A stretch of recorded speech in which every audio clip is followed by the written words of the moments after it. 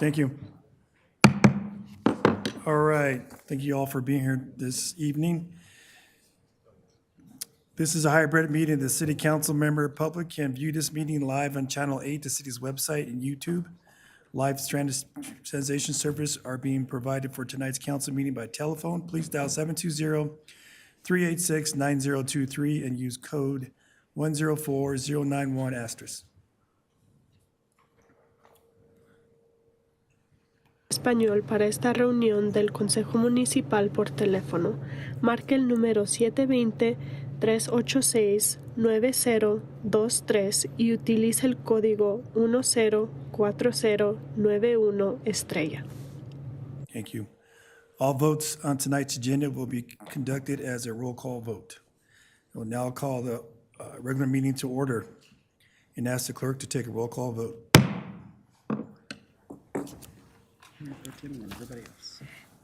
Mayor Douglas, Present. Mayor Pro Tem Noble, I think she wanted. She waved. Okay. and then Councilmember Teeter, Present. Councilmember Chacon, Present. Councilmember Kim. Here. Councilmember Dukes, Present. Councilmember Ford, Here. Councilmember Douglas, Here. and Councilmember Madera. Mayor, you have a quorum. Thank you. I need a motion second to excuse the member not present. Councilmember Kim. So moved. Councilmember Ford. Second. Motion on the floor is to excuse the member not present. I'll ask the clerk to take a roll call vote, please.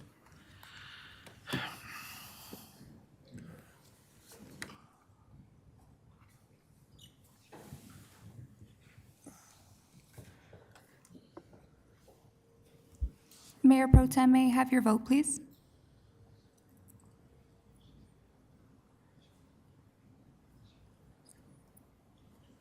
Yes.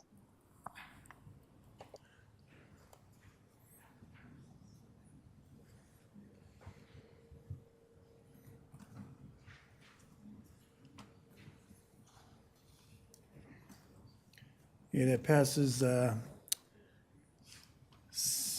unanimously, seven yeses and, sorry, no, it doesn't. Yes, 7 yeses and 1 no, and 1 excused absence. All right, so please join me in a moment of silence, followed by the Pledge of Allegiance.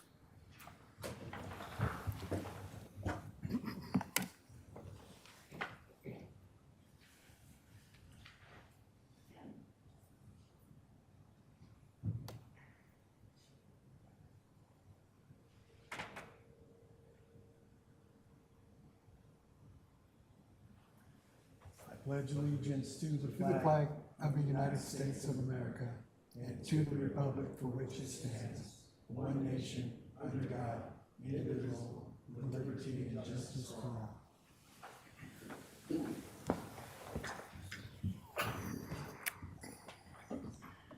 Okay, do any council members wish to amend the agenda? I'm going to ask we could amend the agenda and have the ordinance on first reading come before the public hearing.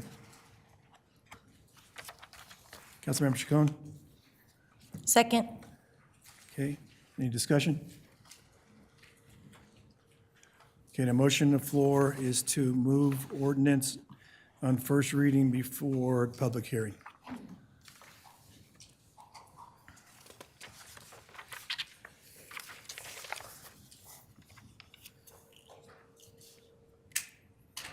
Ready?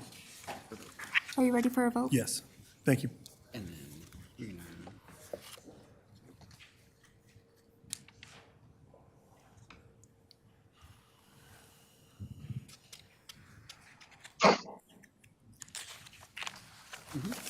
Mayor Pro Noble, may I please have your vote? Yes.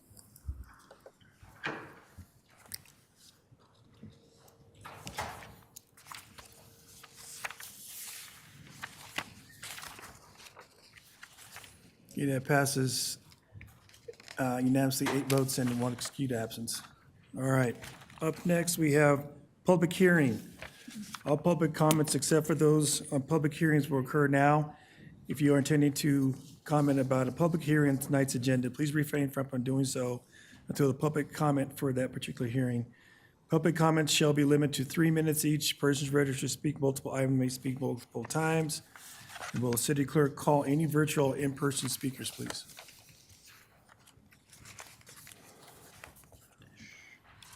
Of course, we would like to ask David Medish to up front, please. David, as a reminder, you will have 3 minutes once you begin.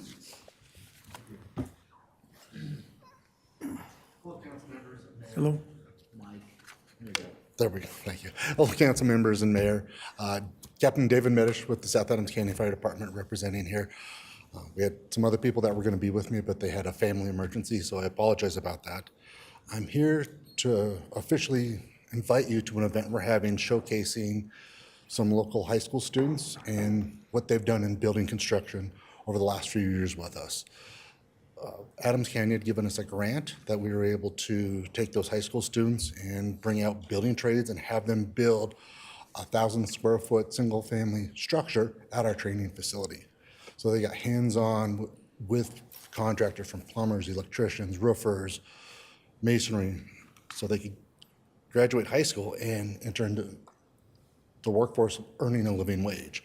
Well, last year we focused residential fire sprinklers, so we set the building on fire and did multiple demonstrations of showing the effectiveness of those. This year we're going to burn down that structure, and because we basically used the life out of it in training, and the building they built right next to it, we're going to showcase the effects of building construction and the materials of how it saves property. And also showcasing all the students. We're anticipating about 150 students out there that are going to take part of this expo, learning about building trades. Right now, we've got roughly, don't hold me to this number, about 30 contractors, from small contractors all the way up to the big ones, wanting to take these kids under their wing and move them along. So it is a by invitation only event. I can leave this with the clerk. And thank you. Just super excited about this program. Thank you. Thank you for the invite. Appreciate that.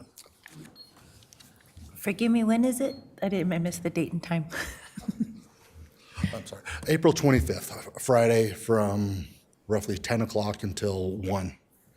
Thank you. Thank you.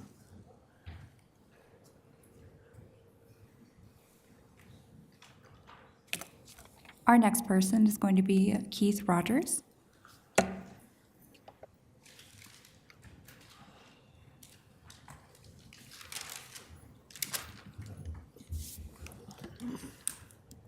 Evening, Mayor, City Council. Evening. I've got a slight list for you. First thing is we need to start putting warnings about fireworks in the paper, starting now, because we've got some idiots already. All weekend, even through the snow, they were lighting fireworks. Okay, I also would like to find out when we're gonna get our drones in the air so we can start catching some of these idiots on the roads, ATVs, cars, motorcycles, whichever the case may be. We also need to get some more cameras put in South Carmer City, the southwest area. I would actually really like to get to see the footage from that camera that is on 68th in Colorado.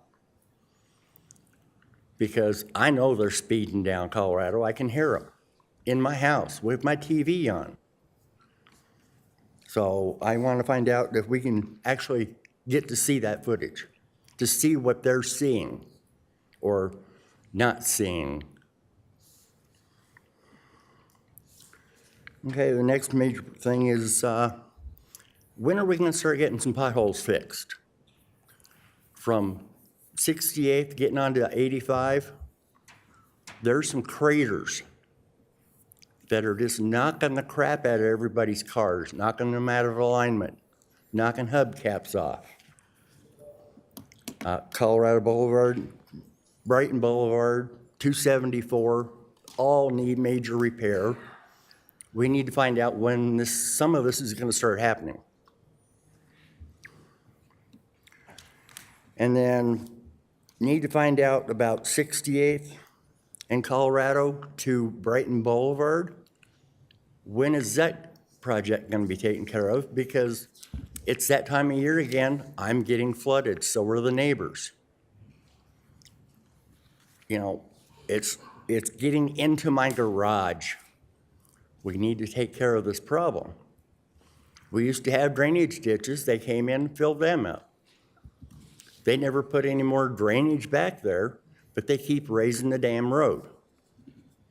So water's getting into my garage, the neighbor's shed, the next door neighbor's garage, and her backyard. We need to find out when we're gonna take care of that problem.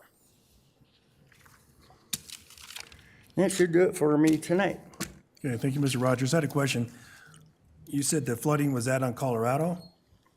It's, Colorado was arched up so much, it just runs off of that right into my backyard, right in my garage. So there's a crown.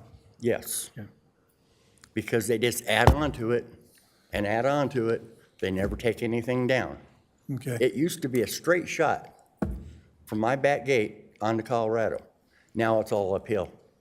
I have to dig the dirt out to get my gates open because it pushes all that dirt from that right into my gates.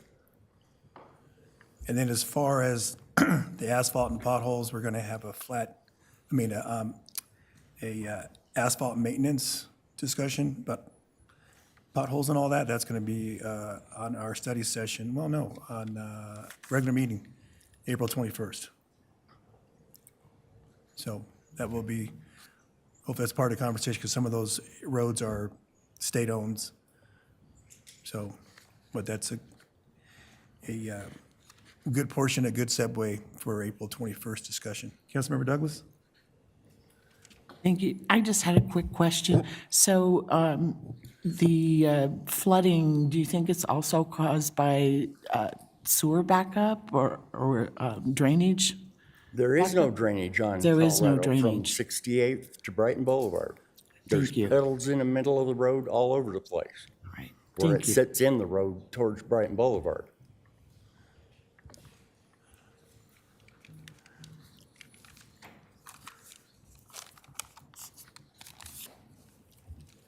Thank you.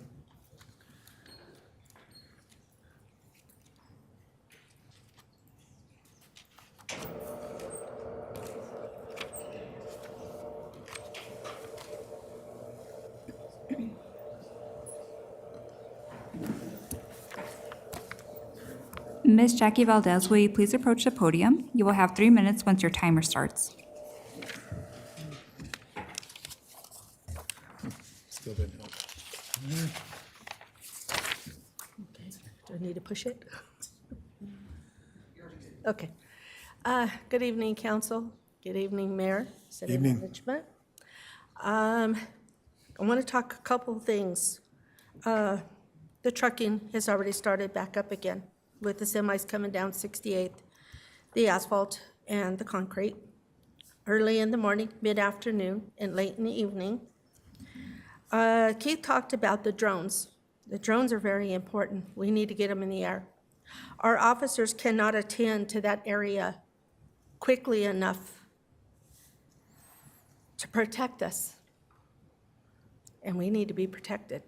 Summertime is coming. We have a lot of criminals. We have a lot of people that don't care about speeding, nor do they care about anything else. So we need the drones in the air. We need to address that as number one. I'm sure that you guys have heard the situation that took place at 68th and Ash at the park. Well, let me tell you, I didn't realize how much it affected me until I saw that video and what took place. Seeing what that man went through, also hearing what my daughter was going through because my daughter was the one to pull the video. I didn't realize at the beginning how severe it was until she called me back and said, "Oh my God, Mom, it's bad. It's really bad." We don't have enough lighting over there. There's a lot of people that are going to be at the park. It's summertime. We had just had children, literally, not even 10 minutes before it happened in that park. So we need the drones and we need more lighting. We need hands-on with the police department on this matter. Yesterday morning, we had a crash down at the other end of Albion. They were called at 6 o'clock in the morning, but didn't arrive until 10. When the call was placed, what was told to the person that made the call was there is shift change. I thought we had that handled. I thought they were going to start overlapping so that we wouldn't have a problem. So if there was a situation that took place in this matter, they would be able to show up. And it was severe enough to where it took out the front end of a truck. And alcohol was smelt strongly, but they didn't show up till 10 o'clock. So we need some things addressed now, and we need them now. We need this to happen. We've asked and we've asked and we've asked for 2 years straight. We need this now. We need the police department to have help, and we need help before somebody does get killed. Because if you would have saw what I would have saw, thank God the lady that stopped to help the man, thank God she did, because that man wouldn't be here. Thank you, Ms. Valdez.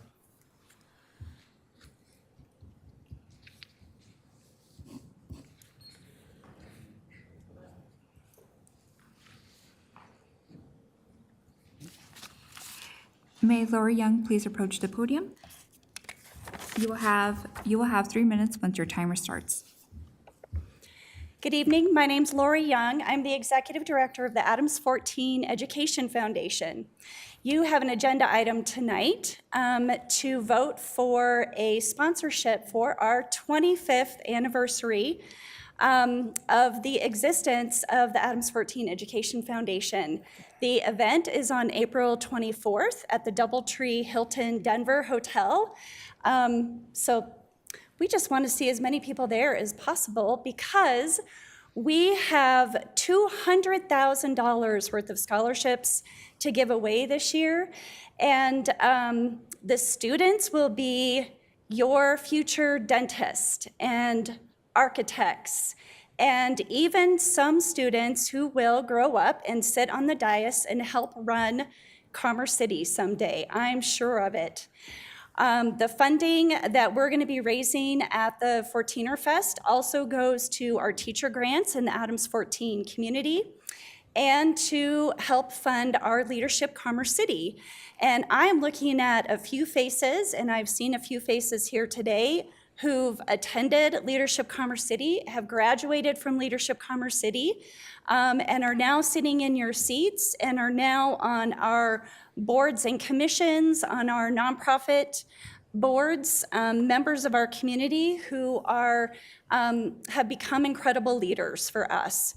So that is my request for you to vote yes and support the Adams 14 Education Foundation and our incredible programs, our teachers, students, and our community leaders.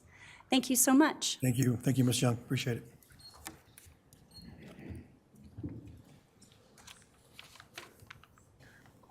Mayor, just letting you know this will be our last speaker.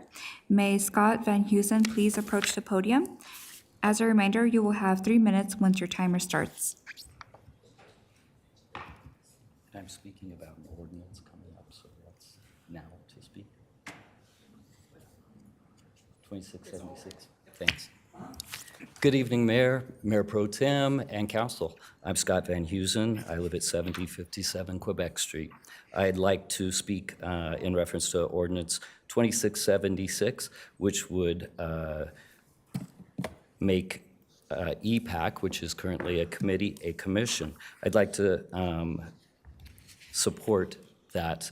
I know that some of the people here think EPAC has just been a pollution chasing and anti-oil and gas group, but it really isn't. When I was with EPAC, some of the things that I learned and some of the programs I found out about are Sand Creek Regional Greenway Partnership. And I've stood here and told you about the hundreds and hundreds of pounds of litter we've cleared from that greenway. I learned about the Greenway Partnership through EPAC. Through EPAC, I also learned about transportation solutions and some of the things that they're trying to do, like RTD passes that were given to Adams 14 in order to promote multimodal transportation. Lacey Chapman is also discussing e-bikes and e-trikes to try and help our residents with multimodal transportation and to try and help during the 270 corridor project, which is coming up. That's how that could be funded. The e-bikes and trikes would then be donated to Commerce City to be used even after that project. We could use them at our tool shed and just check them out if they would donate them to us. Also, the CU Spur Master Gardeners of Colorado and Adams County Extension, they've been doing a lot of programs on how to save water and how to replace turf in your front yard for water savings. Also then, of course, Tree Canopy. E3 gave away free trees and partnered with Groundworks Denver in order to plant those for residents who didn't have that ability. These programs are the programs that I think EPAC could really benefit if they were EPIC. Also, if the council makes this a commission, that means the council will require EPIC to stand here and tell you what's been done and for you to give them direction. So I think that it would be a good thing for you to approve Ordinance 2676. Thank you. Thank you.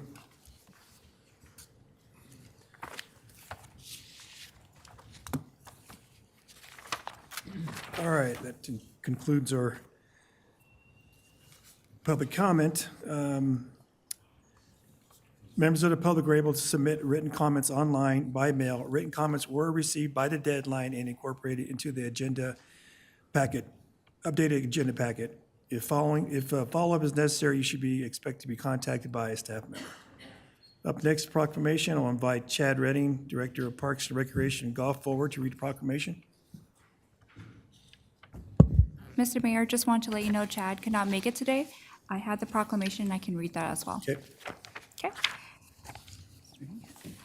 Whereas the City of Commerce City desires to recognize and observe Arbor Day along with others across the nation and throughout the world, and whereas the City of Commerce City has been recognized as Tree City USA by National Arbor Day Foundation for the 33rd consecutive year, and whereas the City Council and staff wish to promote an interest in planting the trees in residential areas as well as city-owned parks, trails, and open spaces, and whereas trees in our city increase property values and enhance economic vitality of business areas and beautify our community.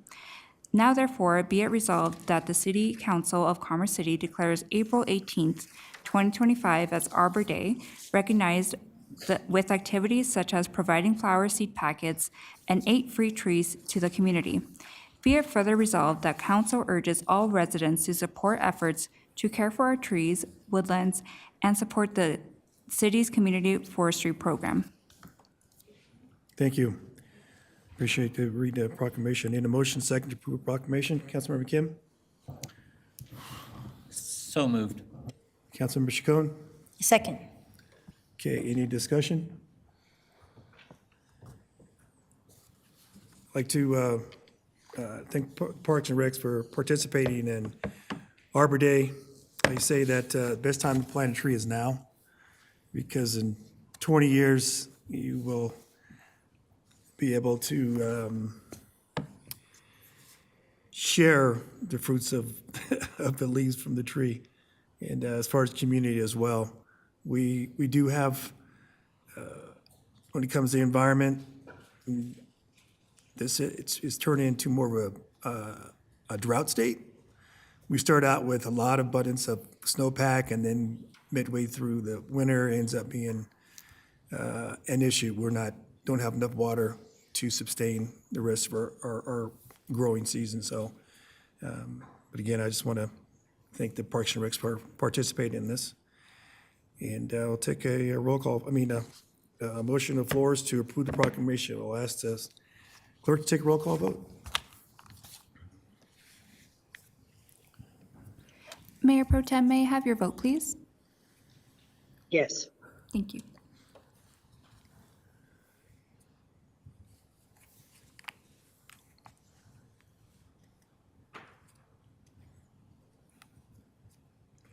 That passes unanimously, 8 with 1 excused absence. Is there anyone here from Parks and Recs? Any employees? No? Okay. Well, we'll take a, I was gonna ask to take a picture, but they're not here, so.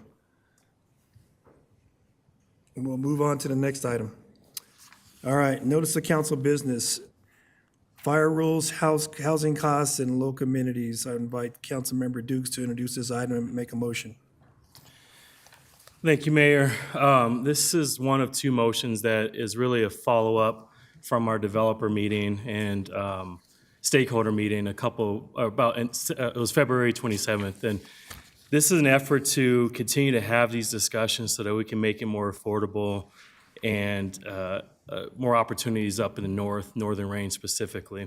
And so this request here is to have the city manager add to our study session in June to the items. I want to have a brief overview of the history of the fire suppression systems that were required within new development, discuss the impact of this requirement that has had on development, and specifically the diverse housing opportunities that could take place in the northern range.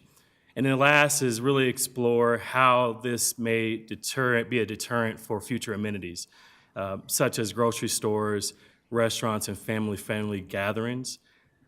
This would be, again, a motion I have on the table to have the city manager do a study session. Okay, it's a motion on the floor. Councilmember Ford? I'll second that motion. Okay.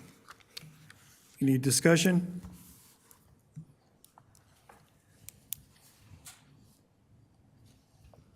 Okay, the motion on the floor, Councilmember Douglas. Thank you. So as I recall, the first couple of years that I was in this seat, there was a lot of discussion about impact fees, and it was because we were way behind. We had not increased them as we went along through the years, and so I can't remember what our shortfall was. Point of order, Councilmember Douglas. This is for the fire suppression, the impact fees next. All right, thank you. Well, there was also, we had a lot of presence from the fire department coming forward on that, and so, I mean, we really took a deep dive into that before we made our decisions on that. Can you save me some coffee? Sorry, did I hear something?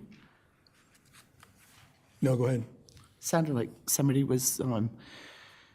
So I think it could probably give you some answers as to why those were implemented.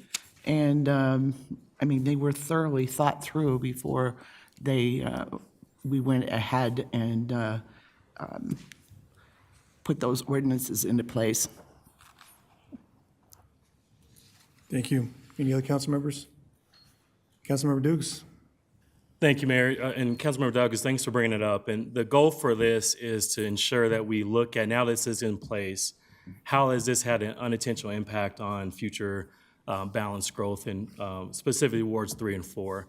This is something we heard consistently from our community development community, that this request specifically for fire suppression make it harder for us to develop diverse housing. And in turn, it makes it harder for us to think about how to have more grocery stores and restaurants in wards 3 and 4. So that will be the goal for this study session, to see if there's anything we can do to make sure that we go and try everything we can do to get more grocery stores and family-friendly gatherings up north. Any other council members? Thank you for bringing this forward.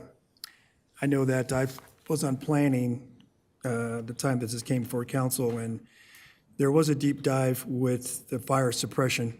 We just had the deputy chief come and explain to us the participation of students with fire mitigations and how it works when there's a fire. So there was very extensive conversation, there was videos, and the fact that saving lives. The fire suppression wasn't about cost, it was about saving lives. And, you know, we did receive all of us received an email from the Home Builders Association. So, and this was something the council at the time went ahead and voted on, and it was approved. And, you know, I don't mind at all having this discussion because there's going to be a lot to add to that. Along with that discussion, I would ask that the city manager brings into the fact of cost that deals with the water district. When it comes to, I know that's for the next one for impact fees, but this is, should be part of that as well.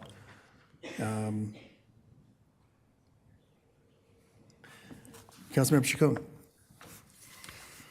I don't know if I should bring it up for this one or the next one, but can I ask a friendly amendment to also see costs about wildfire mitigation? I feel like just because it's a bedroom community, kind of given even the wildfires in LA, seeing what costs and impacts there are too if we're going to discuss fires and just kind of fire building and being more, not just sustainable, but willing to work with developers in that way too. Pardon me, this is part of that, fires? Yeah, but can it also be like for fire mitigation, wildfire mitigation around communities, Oh, I things see. like that? Okay. Councilmember Dukes? Thank you for the idea of the friendly amendment. Unfortunately, I want this to really focus on the new development and thinking through what are the challenges that we face now based on that ordinance and the requirement to have fire suppression, specifically residential fire suppression in new development. And so I want to focus on that so that we can, again, try to have a targeted discussion on how do we work with our development community to figure out ultimate goals, having more amenities and opportunities for another grocery store and opportunities for more restaurants. So I won't accept that amendment at this time. Would you like to make a motion to add that on after this? Can I make a motion? Councilmember, I'm sorry. Oh, sorry, there's two others. So just one second. City Attorney Zarzeki? Yes, you can make a motion to amend. However, I think what I just heard is that it's not a friendly amendment, so it would require a formal vote. Okay, now is that after, can we do the So amendment? this is the supplemental motion to the original motion, so you could make a motion right now, you could debate, make a decision, and then that would be the amended motion. Okay, all right. Okay, thank you. Mayor Pro Tem Noble? Thank you so much. I agree with Councilmember Chacon.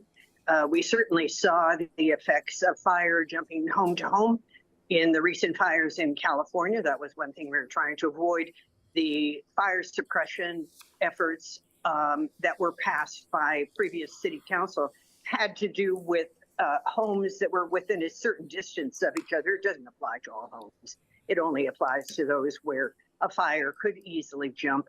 So I would fully support a motion from Councilmember Chacon to include that information, because if we're going to have the discussion, we have to have the full discussion.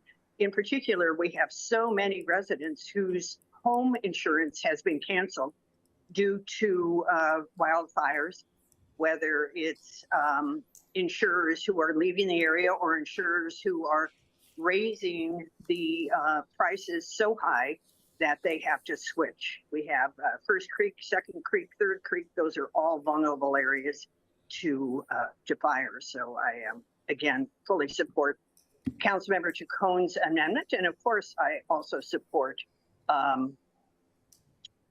Councilmember Duke's motion in the first place, but it will be essential to include the fire information as well. Thank you. City Manager Rogers, did you have something?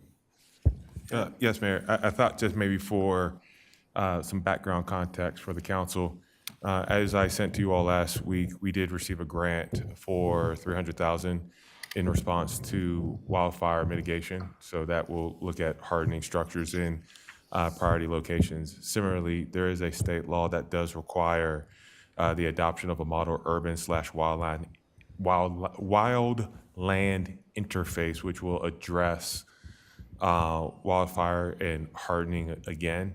I would say a turnaround of the wildland interface and some of that information is going to be a little bit more due diligent on our part than what Councilmember Dukes is requesting with data that we already have available that looks at the protection of fire from one home jumping to another home. So I agree with the council that is a discussion that we should be having around wildfire mitigation and wildland interface. And we are going to be taking steps towards that. I'm not confident yet that we would be able to hit that turnaround with having to curate that information by June. Okay, thank you. Councilmember Teeter? Yeah, I need to clarify something here. It seems like the big issue is fires starting from one house, going to the next house because of the wind. Well, the sprinkler systems that you guys approved are inside the houses.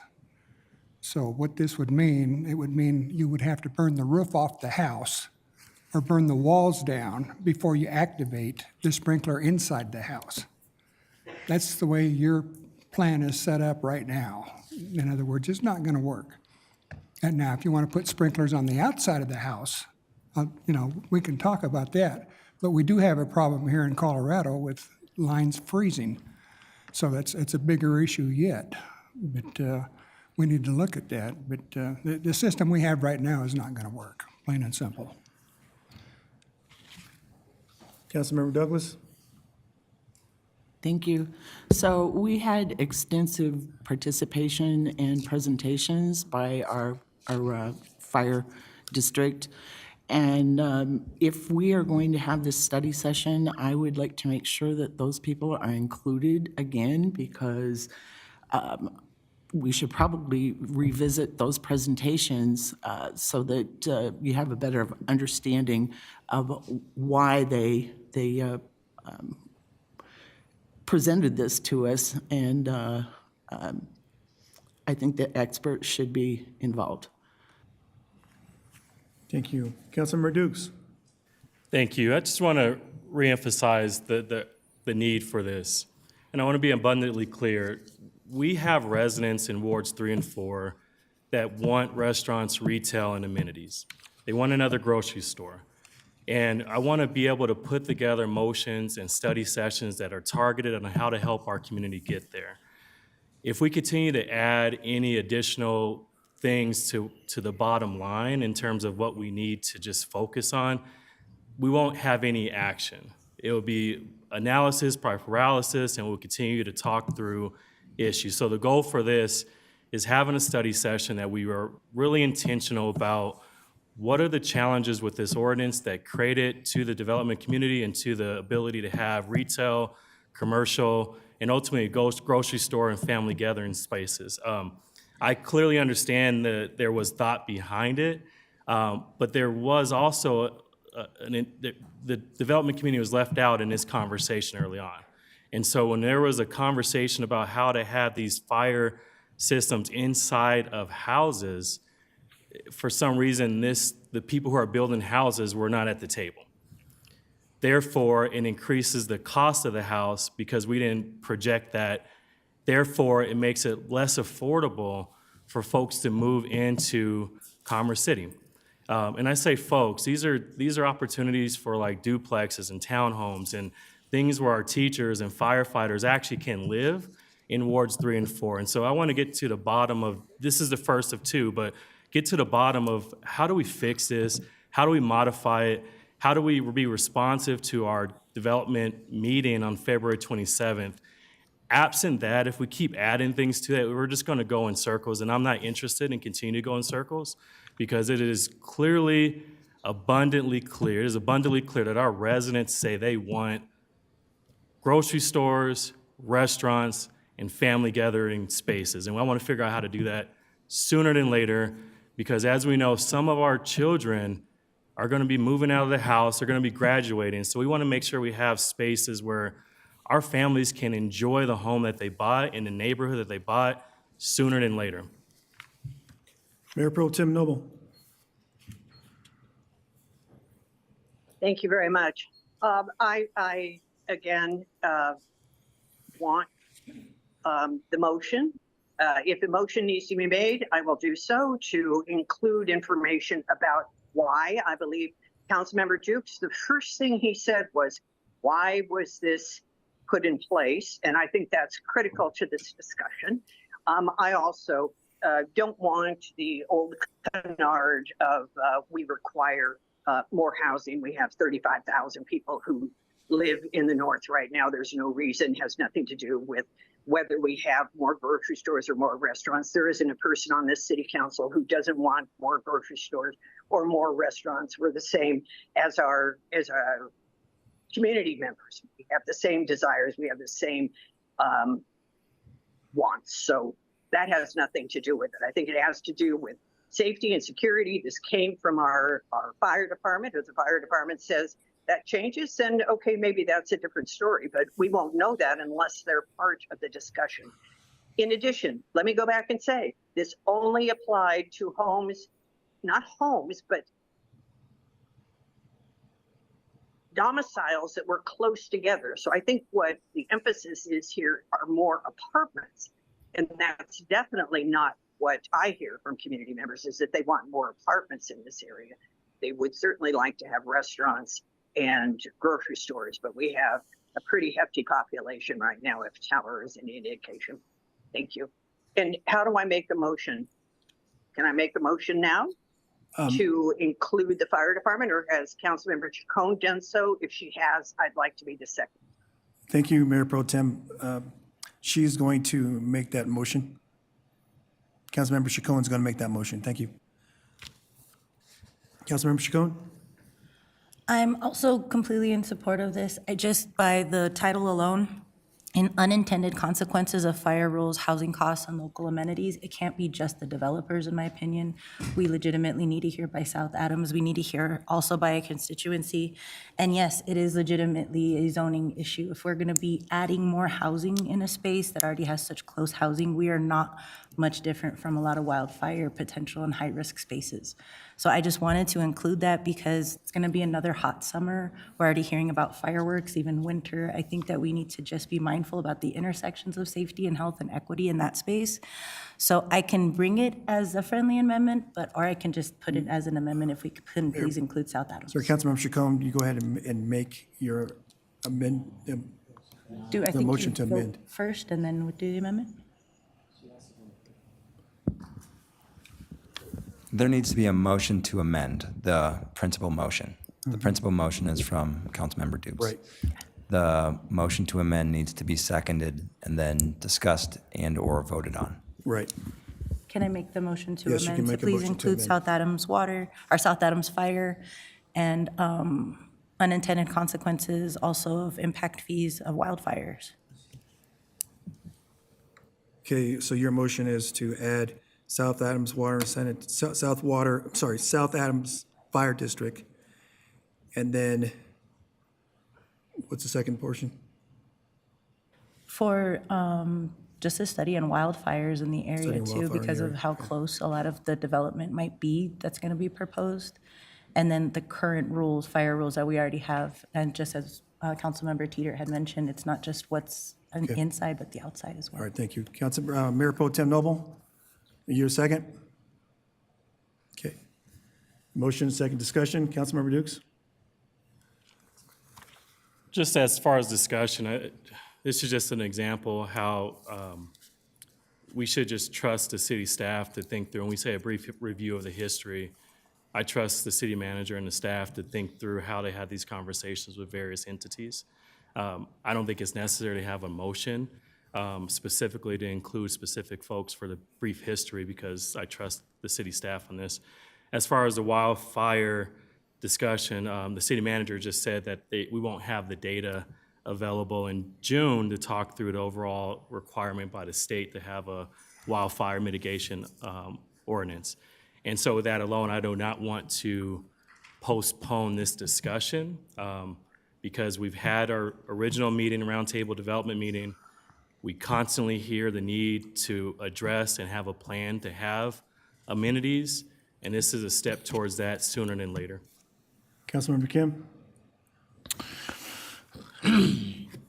You know, I listened to this discussion, and yeah, I do believe that there is analysis by paralysis altogether.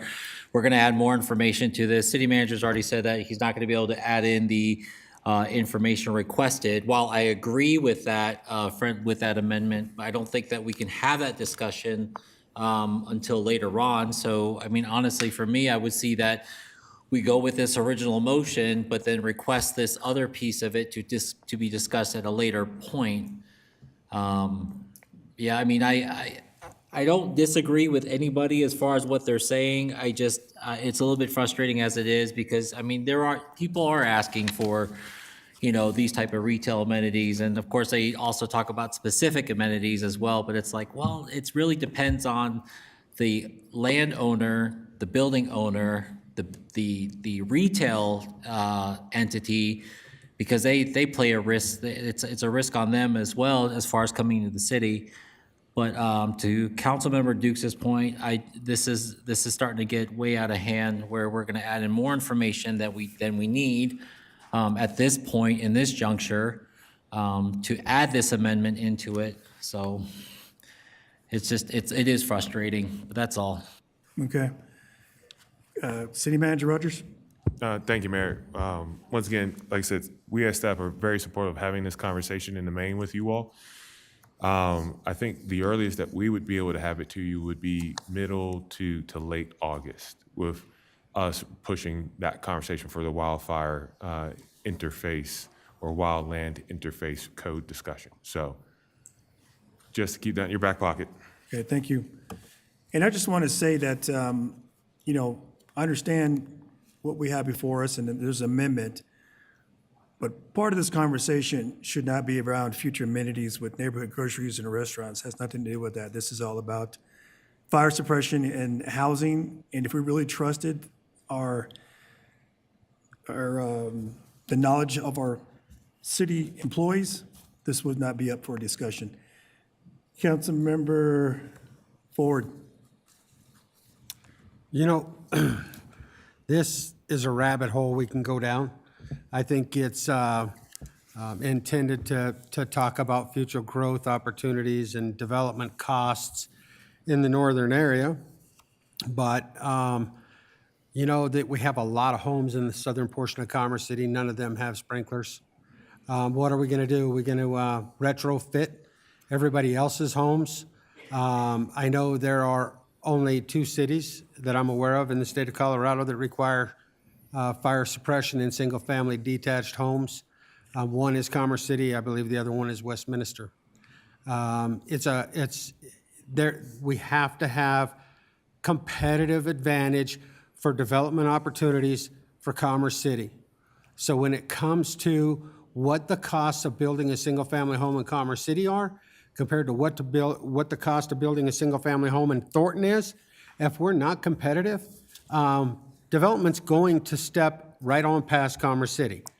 And that you have to have a competitive advantage. We also have to be able to meet our needs for infrastructure in the long term. I could tell you every single city that is competitive for development is not set up to meet their long-term goals. But we don't need infrastructure in the long term if we are going to continue to not develop. So we can go down this rabbit hole, or we can have a discussion about fire safety, wildfire safety. I know all of our apartments, townhomes, duplexes, everything else is required to have sprinklers.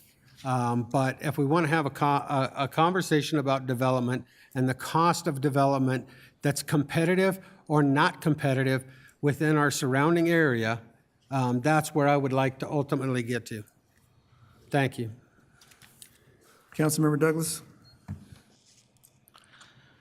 So I believe that the amendment has more to do with the request than the third bullet point, which is explore how it may be a deterrent for future amenities, I don't see how this is tied into that third bullet point.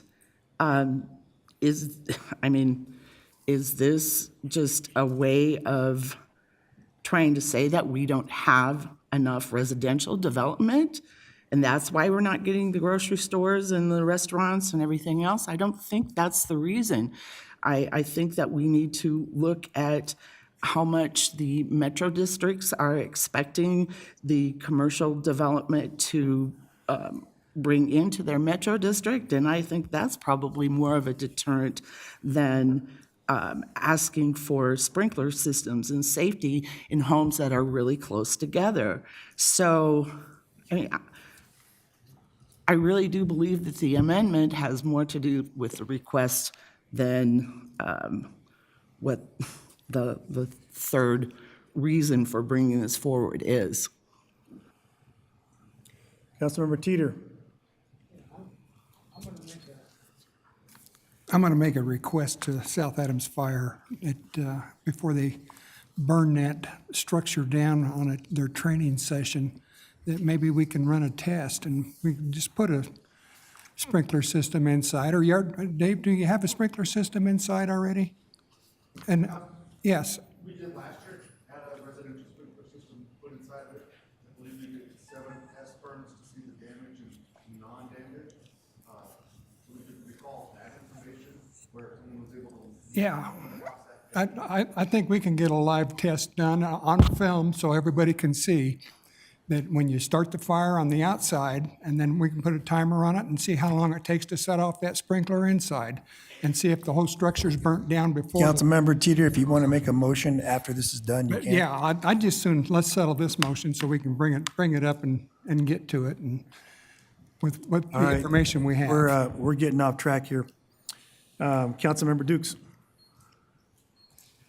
Just reiterating the purpose for this motion, and I hear Councilwoman Chacon's motion around wildfire mitigation conversation, which again, I respect that as well. I think we need to have the conversation, but at this point in time, to have a discussion around what we need to do to make sure that we can figure out how do we get more family-friendly gatherings, grocery stores, and what we continue to hear from our development on February 27th and from the experts in the field is that this fire suppression system has created a burden on not just the growth, but it's created a burden on those who are wanting to enter the market and have first-time home buyers. During this discussion, I hear a lot of, I think this isn't true. I think this isn't true. But what I don't hear is what we heard specifically from our focus group. When we talk with the folks who are experts in the field, we specifically heard these are challenges. We also received the email with a letter that said these are the challenges that we have to talk about. This is nothing more than having a study session to begin to talk through and to create actionable steps so that we can address what our community in the north has been saying for a long time. This isn't an effort to go off on go down a rabbit hole and all these other things that we just need to keep it simple and say, what steps do we need to take to figure out how we help move towards having more retail, move towards having more grocery stores, move towards having more restaurants for residents in wards 3 and 4, and this is the effort for that. This is why I won't be supporting the amendment, because I think it does take us on a goose chase a little bit. However, we can still have that discussion later on. I don't think it's necessary to order or direct the city manager to say who needs to be at the table. I trust his expertise and his staff expertise. And then there was a comment made that we don't trust expertise. We didn't need this if we trust the city's expertise. That's not true. The fact of the matter is we heard loud and clear, and since I've been on council for a year and 3 months, I've heard loud and clear that there's a series of policies that have hindered the opportunity for positive neighborhood growth in our community, and that positive neighborhood growth helps bring grocery stores. How we get there, that's a part of the discussion we need to have, not later, but sooner than later, not next year, not 2 years from now, but have it now so we can address it. Thank you. I'd call for the vote, please.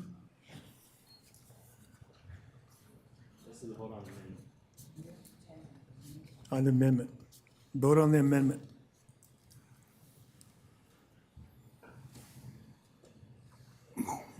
Mayor Pro Tem, may I please have your vote? Yes. Thank you.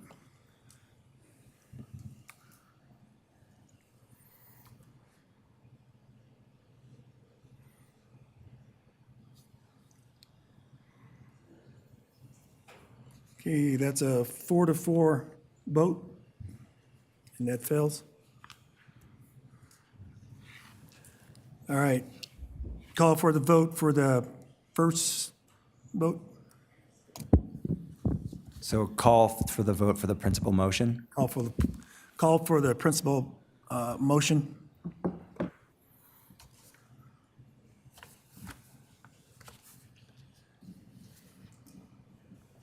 Mayor Pro Tem, may I have your vote, please? Aye. Thank you.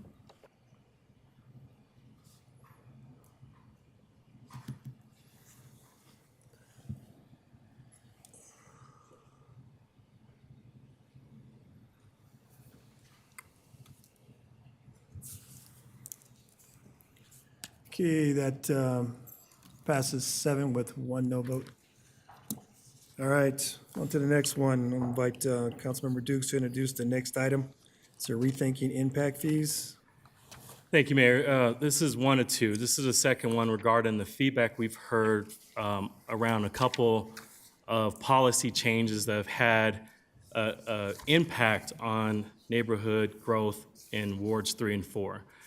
This is a study session request, a motion to have the city manager review the current impact fees, including how they influence housing affordability, economic development, and the feasibility of community-serving projects such as roads.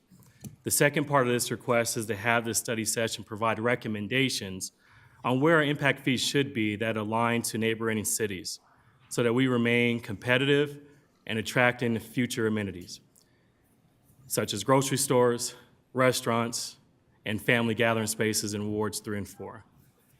This is the request for, that's the motion on the table to have the city manager do this study session. Sorry, in June.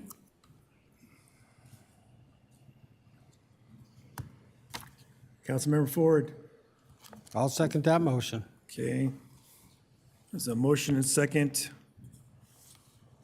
Requesting the city manager to add a study session agenda item in June.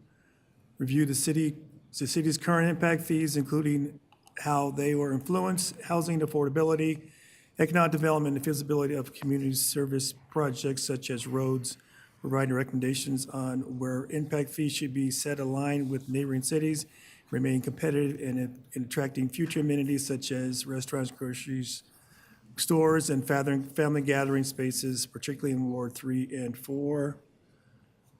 That's a motion on the floor. Councilmember Chacon. Mayor Pro Tem Noble. Thank you. Thank you very much. I look forward to having this conversation, and I do want to remind council members who may be new to the city council that the previous motion that was made referred to fire suppression, and this one refers to impact fees. And in both cases, those were brought forward to us by city staff. They were not initiated by the city council. So while we're trusting the city staff, I do hope you keep that in mind, that this was why these impact fees were changed, is because city staff requested them. In fact, our own city manager was on the staff even then as well. So I think that if we're going to respect them, we need to respect them over the course of time as well. If this needs to have amendments because they may be out of line upon reflection, then I think we should go ahead and do it. But meantime, we still need these impact fees. We still need to be in line with other communities. And that was our big problem. We hadn't even been utilizing impact fees in the past. It was a huge oversight on the part of Commerce City. I can understand why developers are squawking now, because they didn't have to pay anything like this before, because they didn't exist fairly. So now they will, and I look forward to it because it does have an impact. We were told that housing does not cover the city's services that they require. So it's important that we have impact fees, as does every other city in Colorado. Thank you. Councilmember Chacon? Thank you. I agree with this as well, but I'm wondering, will this also include, because it's in Ward 3 and 4, an analysis of metro districts and that type of impact to spaces there as well? That's, again, as revisited with the last one and this one, I believe a lot of amenities are not being attracted, and it's not because of sprinkler systems or developers. We're trying to keep them safe too. So how can we work within metro districts and those impact fees? And will that be analyzed for how much it's been actually unappealing to bring in a lot of amenities? Any other council members before I go second round? Councilmember Dukes? Just want to thank the comments made, and again, I want to be abundantly clear. We need to create an actionable steps to address what our residents are saying their needs are.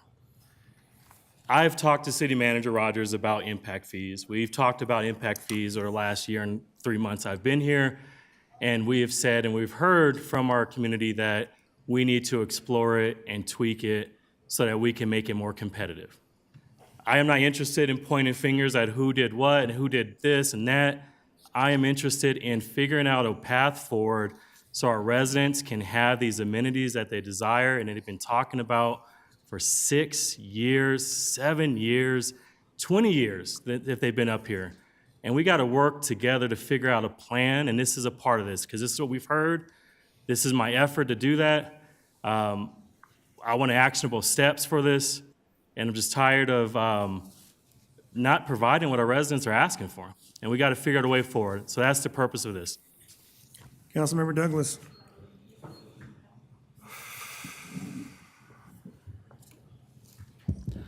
So I would agree with Councilwoman Chacon that we need to see both sides of this. So it can't just be, oh, well, it's because of this and that, and we don't have enough residents, because that's what we keep hearing from the Home Builders Association. What we hear from the community is you're building too many homes and bring in too many people, and where are the amenities? So we've got to get to the bottom of why the amenities aren't coming in, and I don't think this is going to bring that to light. So I want to have all the facts included. Councilmember Ford? Thank you. We did have impact fees in the past. Back when I was the mayor, we actually brought in the Water District. We did a competitive study with all of the neighboring jurisdictions so that we could be in a sweet spot to be competitive with development. So yes, there were development fees.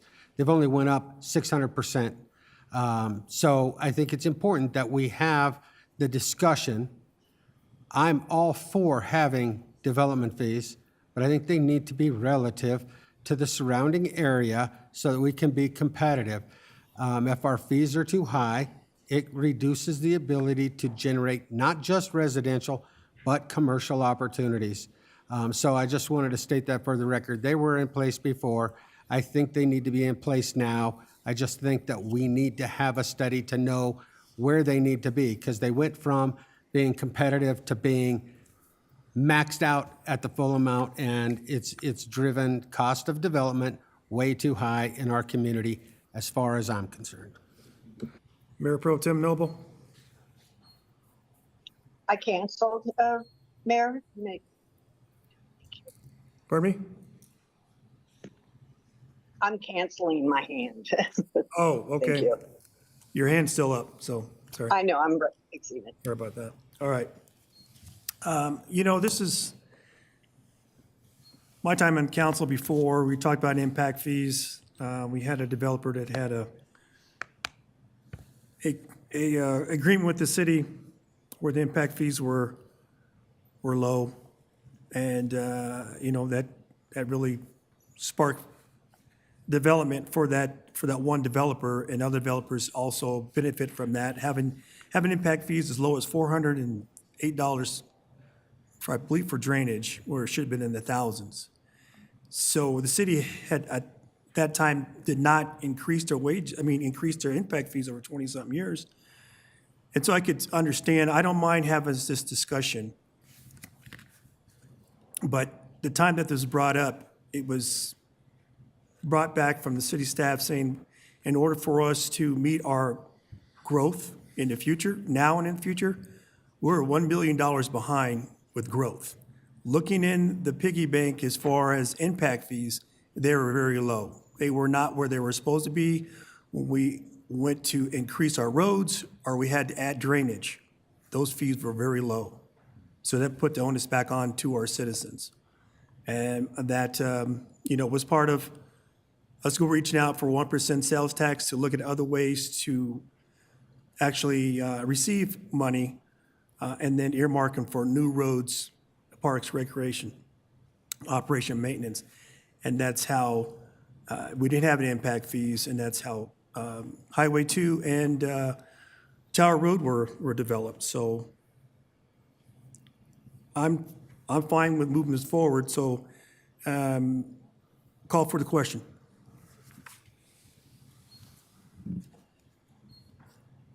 Or call for the vote, sorry.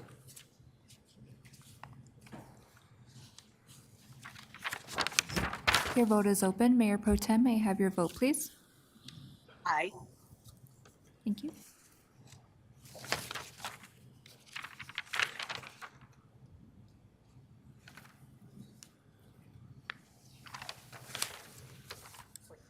Okay, that passed unanimously, 8 yes with the 1 excused absence. Okay, on to sponsorship request from AMS 14. I invite Councilmember Kim to introduce this item and make a motion. I hope this isn't as controversial as the other two have been, and I hope we could do this in less than 30 seconds. So my motion here is, as Ms. Laura Young had mentioned, was regarding it's the 25th anniversary of Adams 14. They have over $200,000 worth of scholarships to give, and there is the 25th annual gala. My motion is to request that we donate for a table seating 7 at the 14er Fest, which looks like the amount is $1,750. Can I get a second? Yes, I'll second that. Okay, motion on the floor is, the request is for Adams 14 Education Foundation 25th Annual Gala. They are celebrating the scholarship recipients and raising funds to support Adams 14 education program. And the amount of request is $1,750. Any discussion? Councilmember Dukes? Thank you, Mayor. I just want to thank Ms. Young for bringing this forward, and Councilmember Kim and Councilmember Ford, or Mayor Douglas to be the co-sponsor of this. Thank you, Ms. Young, for your leadership with the foundation. I know and I hear all the time around the impact that you're having on the community, and I just appreciate it. Unfortunately, I'm not able to make the gala, but I'm excited to hear about all the scholarships that's being raised, to see the pictures of the students that are moving on to life after high school, and I can't thank you enough for your leadership for Commerce City. Any other council members? Yes, I also want to thank the Adams Education Foundation for allowing the city to participate and with our sponsorship. Okay, with that, we'll go ahead and take a vote.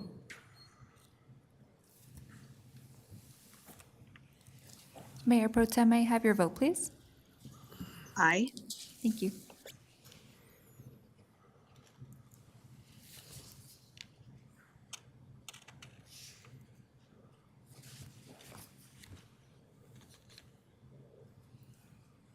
Okay, that passes 8 unanimous votes with 1 excused absence. On to presentations, oil and gas monthly update. I'll invite Melanie Mescler. Is Melanie here? Yes, she is. Sustainability Manager forward presentation. Thank you.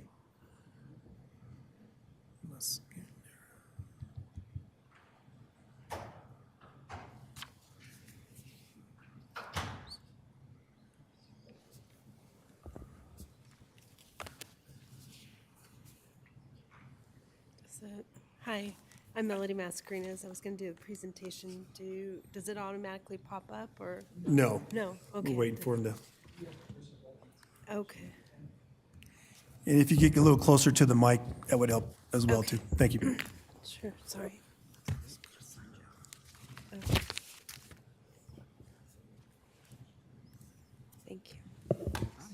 Okay, thanks. Okay, I'm Melody Mascarenas again, and I'm going to do the oil and gas update. A little closer. Closer? Just hit move Okay, mic. There or you go. Talk louder? Yep. Okay, Thank you. thanks. All right, so I'm with E3 Energy Equity Environment. Current applications, there are no current oil and gas applications. Our oil and gas notice update, E3 was asked about the status of existing oil and gas well sites at the future tribute planned unit development.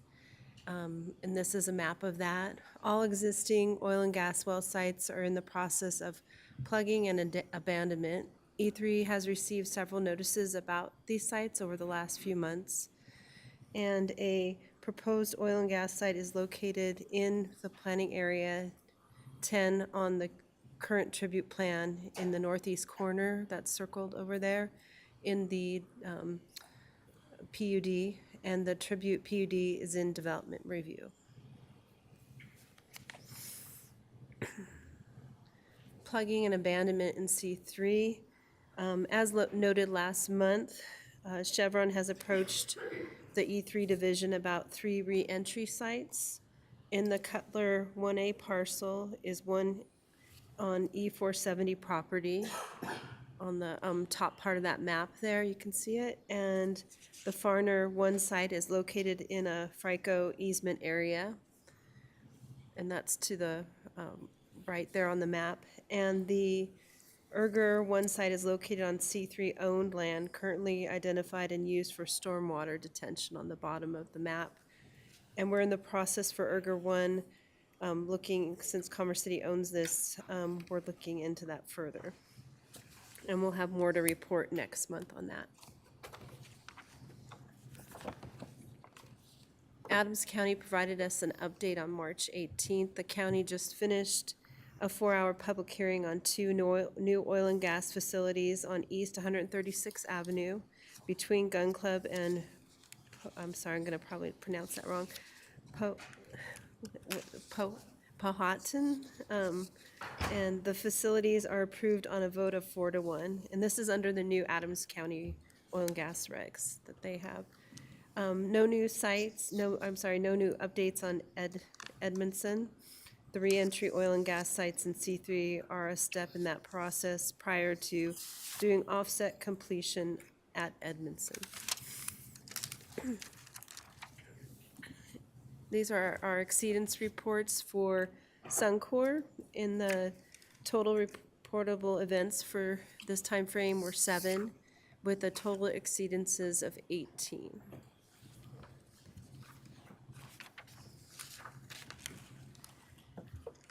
We received a notification from the refinery on, let me see here, March 12th, we received the notification, but it was from February 25th, that Suncor received results of a routine water sample collected on February 25th as part of the regular testing for permitted outfall into Sand Creek. The sample indicated a cyanide level of 20 parts per billion, which is above the daily maximum permitted level of 17 ppb.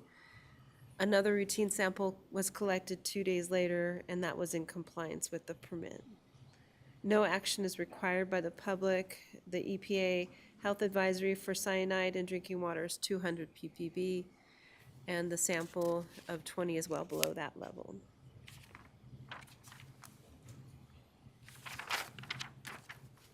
That's all we have. Any questions? Any council members have questions?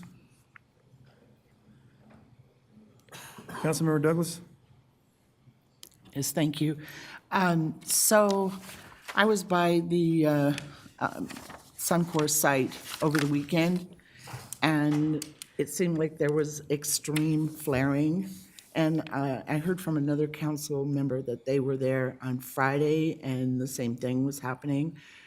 Could you look into this? And Yes. find out? Because I did get some calls from people who complained about being sick. One of them had to go to the hospital. Oh, And so I don't know if it's related to this, but anyway, we should find out why there was extreme flaring. I also wanted everyone to be aware that, yes, the Adams County Commissioners did approve those 2 well sites. I was also contacted by someone who lives nearby, and they gave them, they let them waive some of the rules according to the person that is a resident in that area. And I just want to show everyone how close together these well sites are, and to have people living next to them. There was only one commissioner who voted against these. And I think that's a shame that we did not know about this.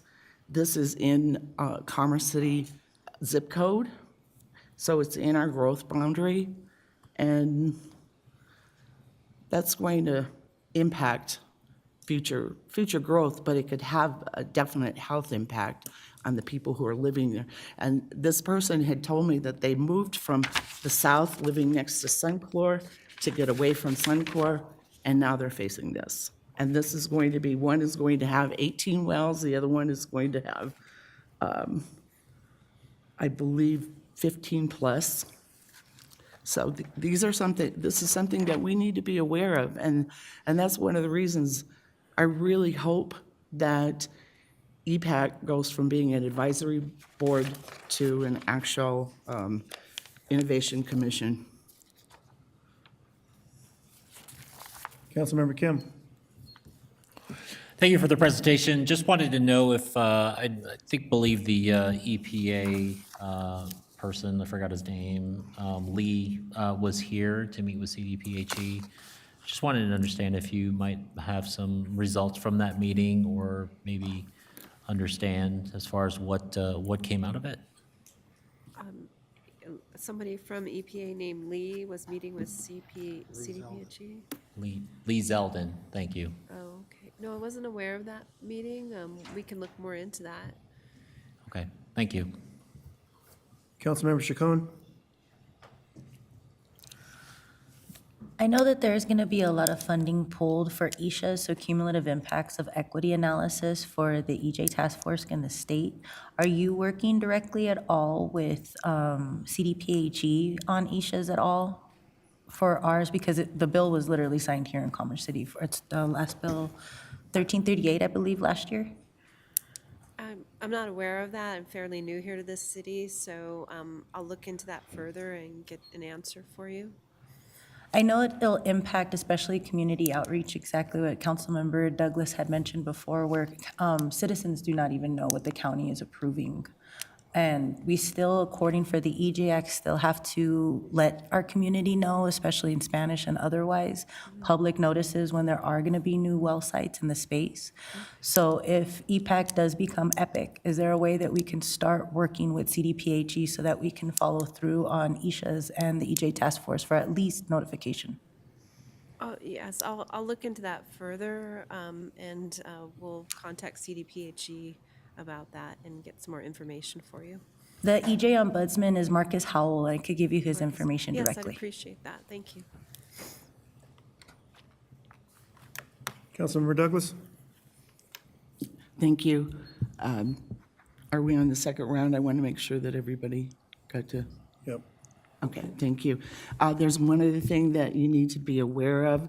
There was an article that just came out recently in the Denver Post. The title is Energy Company Wants to Nearly Double Amount of Gas It Pipes into Adams County, Bringing in More Air Pollution. And that would be the Sinclair site on 96. So this is, I believe, Holly Energy, but they're a subsidiary of Sinclair, and they do the midstream. So I would strongly suggest that you look up this article and have a look at it, and that should be on our radar as well. Thank you.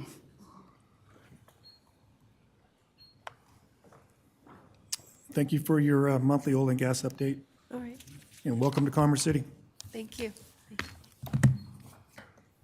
All right, on to the consent agenda. Consent agenda includes items that are routine, procedurally informational, self-explanatory, and non-controversial. These items presented to council for a single motion of vote. Any council members may ask to remove a specific item off the consent agenda for further discussion and separate vote. Tonight, there are 8 items in the consent agenda. Do any council members wish to remove any items? Seeing none, need a motion and a second to approve the consent agenda as presented. Councilmember Kim. So moved. Councilmember Ford. Any discussion? All right. Will the city clerk take a roll, read the titles, take a roll call vote, please? Sorry.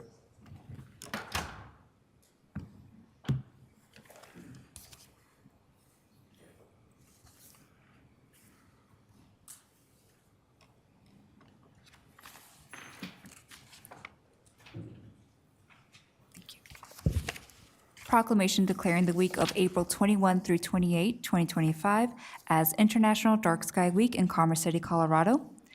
Minutes of the March 17, 2025 regular meeting. Minutes of the March 24, 2025 special meeting.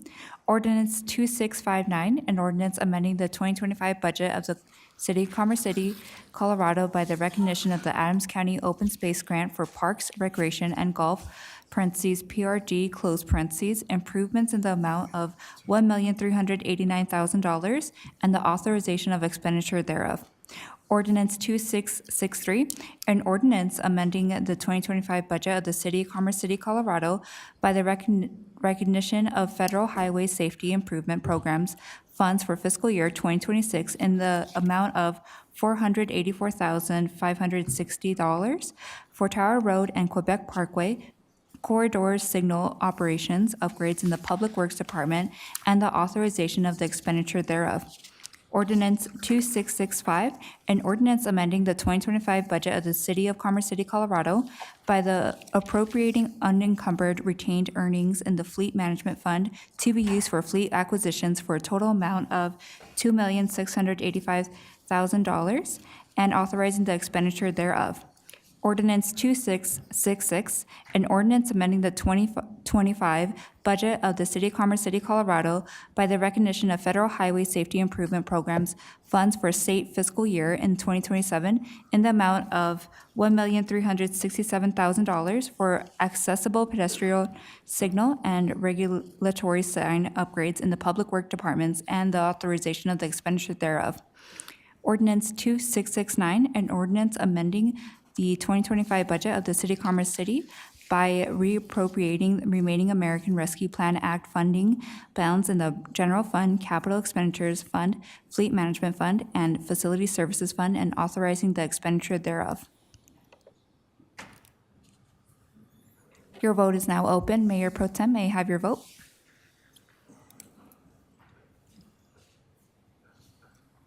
Aye. So sorry, may you repeat that, please?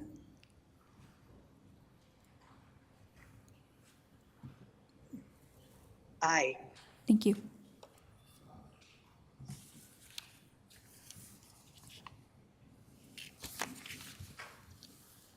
That's unanimous vote, 8 with 1 excused absence. All right.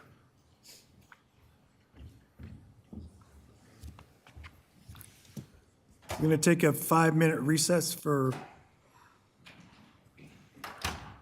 return in 5 minutes. Thank you.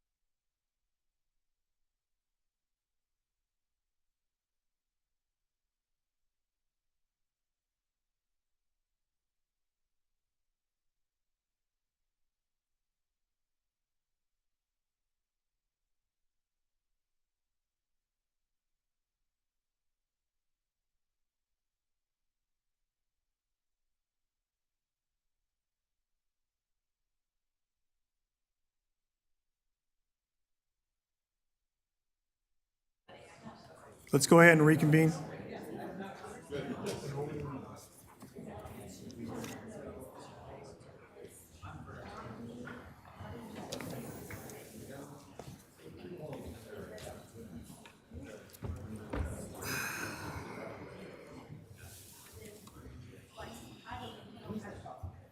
You ready? Okay. Yeah, I saw you get up, so I said, we'll take a break. All right, thank you guys for your patience tonight. We're going to jump to the ordinance on first reading, ordinance 2676, establishing an Environmental Policy Innovation Commission. Do any council members have questions for staff?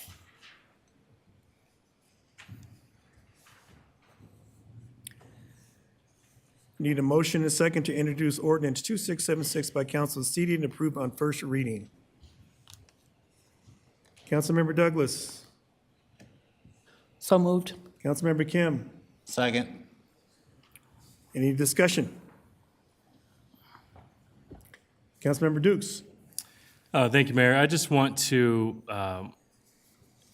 provide support for this opportunity to make this EPAC a commission, but also just put it on record that I want this EPAC to have an opportunity to not just be an anti-anything type of commission. I think it's important for us to really think through all the aspects of environmental opportunities to help our community. So it's not just a, oil and gas or a, anti-oil and gas opportunity. We want to be able to look at other things that we can look at for our city to improve, because there's so many things that we can work on. And I look forward to this commission to play a big role in helping us think about the future, but not I want it to be a positive aspect to say, here's what we can do, not necessarily here's an advocacy group. And so I'll be extremely disappointed if this is an advocacy group versus an opportunity to really think deeply and support where we can have a just transition in some of our areas of our city. Thank you. Councilmember Chacon. I'm honestly excited for this. I've been working not just in environmental justice, but honestly forms of civil rights, health and safety equity for all of my life. So being able to see this formalized into a real commission, it is a way that you can discuss, especially with ethical businesses, ethical developers, and people with a moral compass when we're talking about the next 7 generations of how we're really going to prepare our city. And I think that it's long overdue, especially in a space like Commerce City. So I absolutely support this. I'm excited for it. And I hope that it's not seen as an anti-anything. It should be an expansion of looking at our city as not a corporative paradigm, but as a social organization that legitimately cares for the health, safety, and equity of not just the people that are living right now, but all of the space that's going to far outlive us. Thank you. Mayor Pro Tem Noble. Yes, thank you very much. I was around when this first began, when EPAC first began, and it's always been a very diverse group. But I certainly hope that that will continue as well. They've worked on things like our sustainability plan, xeriscaping. I'm hoping that there will be more outreach and education of the community, that they can be our ambassadors for having the kind of environment that underscores our motto, a quality community for a lifetime. So I'm excited for EPAC to become EPIC. Thank you. Councilmember Douglas. Thank you so much. And I'm excited to hear about the support, because this is a positive way of educating and providing outreach to our community so that they can participate in making our city better. And so I just want to say that I appreciate hearing the support, and it was never meant to be anything but a positive force in the community. Thank you. Councilmember Kim. Thank you, Mayor. So yeah, I would agree with everything that everybody says on this dais. I think that it is awesome to see that the EPAC becomes EPIC. The fact that their scope would be extended, also understanding too that there's got to be a collaborative effort that occurs amongst both sides, right? I mean, it's not just, it should not be anti-anything, which, you know, I understand that comment as well. And I think there needs to be much more collaboration that does occur as far as how do you, you know, for example, like Suncor, how do you get better, right? I mean, how do you become a neighbor, a good neighbor essentially in our city? You know, I was never, for myself, I'm never anti-oil and gas. I'm just all about just making sure that we have a sustainable, balanced city. And that's where my stance has always been. So again, I love the fact that EPAC is now becoming a actual commission. Thank you. Any other council members? You know, I also want to thank supporters who brought this forward to have this as a separate commission. It was said earlier from one of our, through the public comments, how important this is. It's not about anything being anti, it's about our environment. We have over 200 and maybe 50 or so industries that put particulates out into our community. It's not just Suncor. And the fact that we also have a open space that needs to be cleaned up. And it's, I know this group here could help with that as well, along the Sand Creek. So I will be in support of this ordinance. So the motion on the floor is to introduce ordinance 2676 by council of the city and approve on first reading. Will the city clerk read the title and take the roll call vote, please?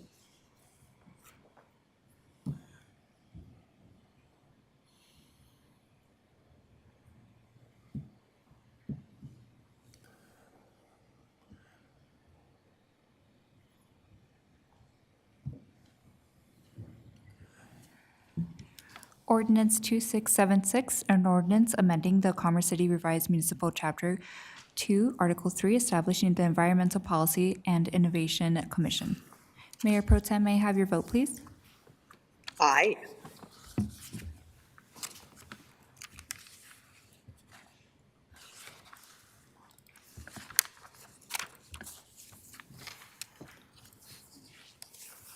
All right, that passes 6 with 2 no votes and 1 excused absence. Okay, on to public hearings. Ordinance V 25011, sorry. Ordinance V Mayor? 2, yes. Point of information. I want to thank everyone and tell you to have a very good night. I'm here for an event. I'm out of town and I will be departing the meeting now. Ironically, when I look out the window in the town I'm in, the city council chambers are right outside the window. So I haven't gone very far from city council. Have a wonderful evening, everyone. Thank you very much for letting me participate for a short while. Thank you. All right, on to public hearings. Ordinance V25-001, vacation of easement located at 104th Avenue and Peoria Parkway. Tonight's public hearing is on case, say it again, number V250001. I remind council of the following: only ask questions and gather facts, but not express opinion or indicate how you will vote. Only rely on facts developed in this hearing, and in the record, apply those facts to the criteria in the Land Development Code. I will invite the city attorney to address council. Is there any council member who cannot hear this matter and make a determination fairly and impartially based on the record before you and the facts and evidence as developed at the public hearing? The record will reflect that no member of council has indicated an inability to be fair and impartial. Thank you, Mayor. Okay, thank you. We'll now open the public hearing. Per council policy CP 22, the applicant and the city shall be limited to 10 minutes each for their presentation. Invite the applicant to address the council. And just remind the council, you have, within your 10 minutes, that also includes rebuttal. So if you want rebuttal after, please allow time for that.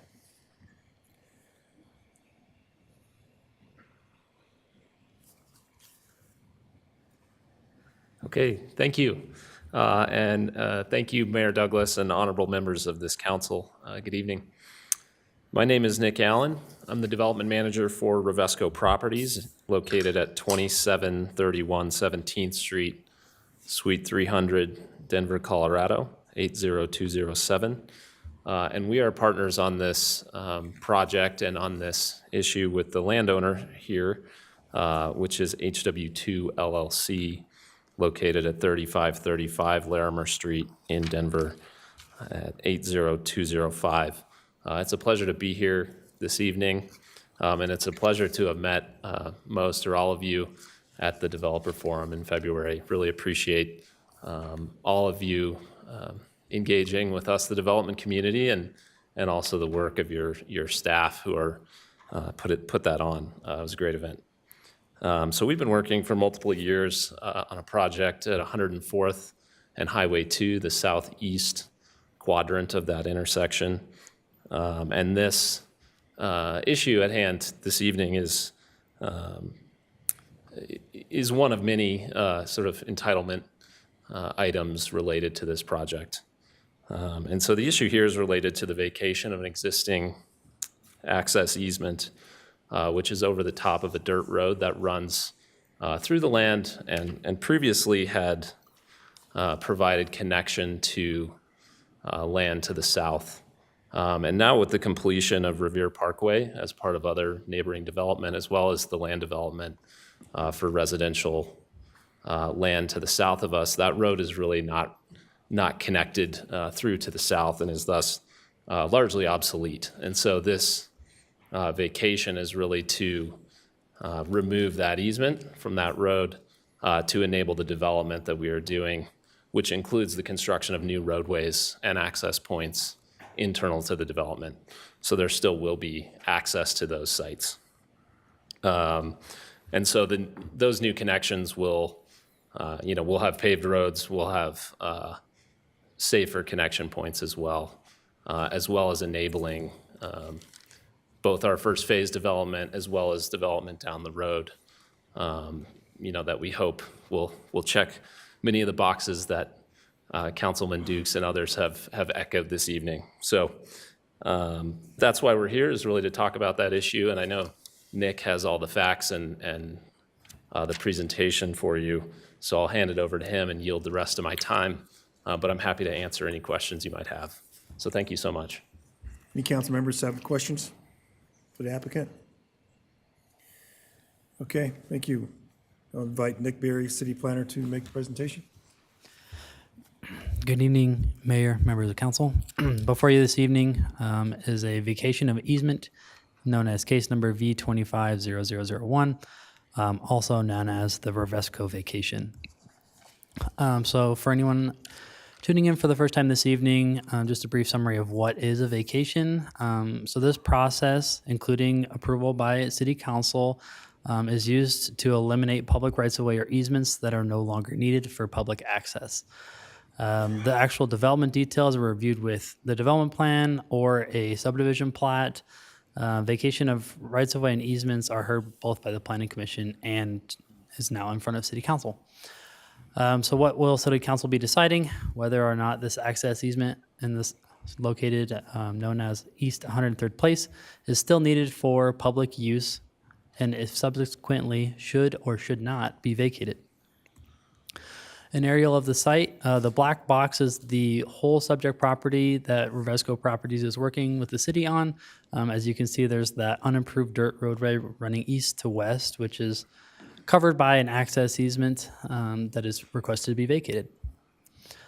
You can see by this vicinity and zoning map that is located in the Turnberry or PUD that is both on the north and south side of the property. That AG parcel there in the middle is the Excel power lines that run east to west across most of the northern range.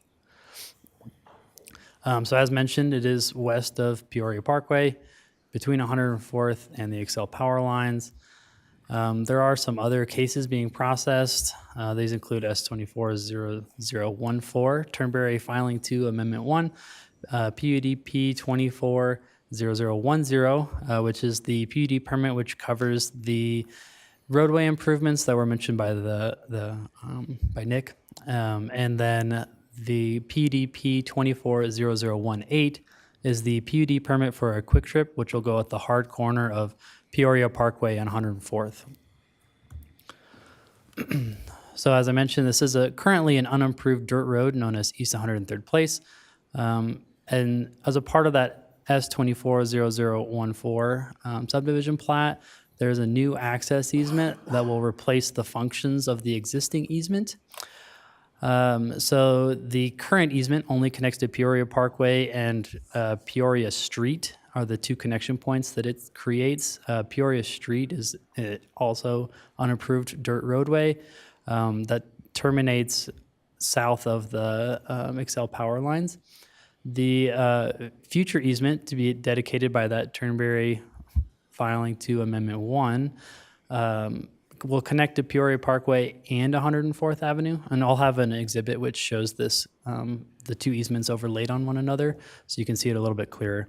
But the future access will shift 50 feet further south on Peoria Parkway, creating a safer distancing for like turning movements. This was a question that was asked by one of our planning commission members to get some more information about what the history of the park and ride is that's currently located where this access easement runs through. So it was, Turnberry Filing 2 was approved in 2005, and then in 2007, the temporary easement was dedicated by separate document to the city, which allowed for the development of the RTT Park and Ride, and that has existed in operation since about 2010, as it is today. And then that has operated on a month-to-month lease. The developer and RTD are in discussions to maintain parking service along the 104th L route. So here's that exhibit. As I mentioned, you can see the red is the easement to be vacated, and then the blue is the new easement dedicated by that Turnberry filing to Amendment 1. As you can see, the access shifts further south, further away from East 104th, creating better, safer turning movements from the existing easement, as well as the additional connection to a left turn pocket on 104th Avenue. No public comments have been received prior to this meeting this evening. The Planning Commission heard this case on March 4th and voted to approve 5-0. Staff also recommends approval of this vacation with one condition, that the recordation of final plat Turnberry filing to Amendment 1, which dedicates that new easement, has to be recorded. So that's the one condition that the staff is recommending. Some considerations for your discussion. So Turnberry filing to Amendment 1 creates a new traffic pattern which is more connected to existing roadways and is safer access points on Peoria Parkway. And then the vacation of this easement will allow for future development at the corner of 104th Avenue and Peoria Parkway. Decision on this case is based on the approval criteria listed here. Staff has conducted an analysis for you, and we can get into that if council has more questions. But for the time being, I'll pause and see if there's any questions from you all. Okay. Any council members have questions? City Attorney Zarzaki. Thank you, Mayor. I just wanted to highlight for council, you all should have your land use binders in front of you. I direct you to the approval criteria in LDC section 213233, which is on page 8. The applicable approval criteria here are those 6 items under all other vacations.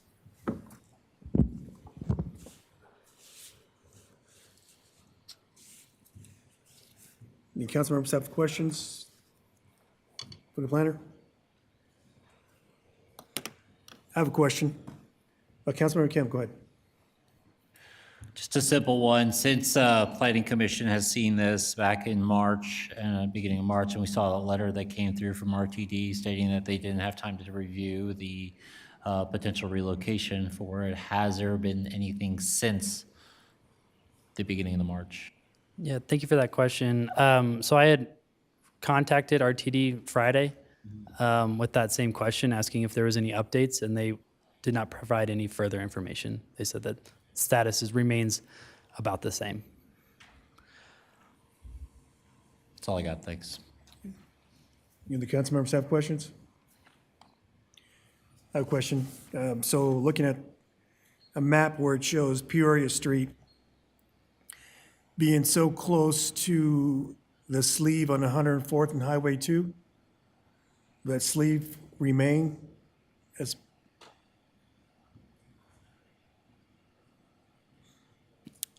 All right, are you able to see that aerial? yes. Okay, yeah, so the sleeve, you're talking about that left-hand turn pocket that's on 104th? No, the right-hand turn. Right-hand turn pocket? So you can't see it because it's blacked out?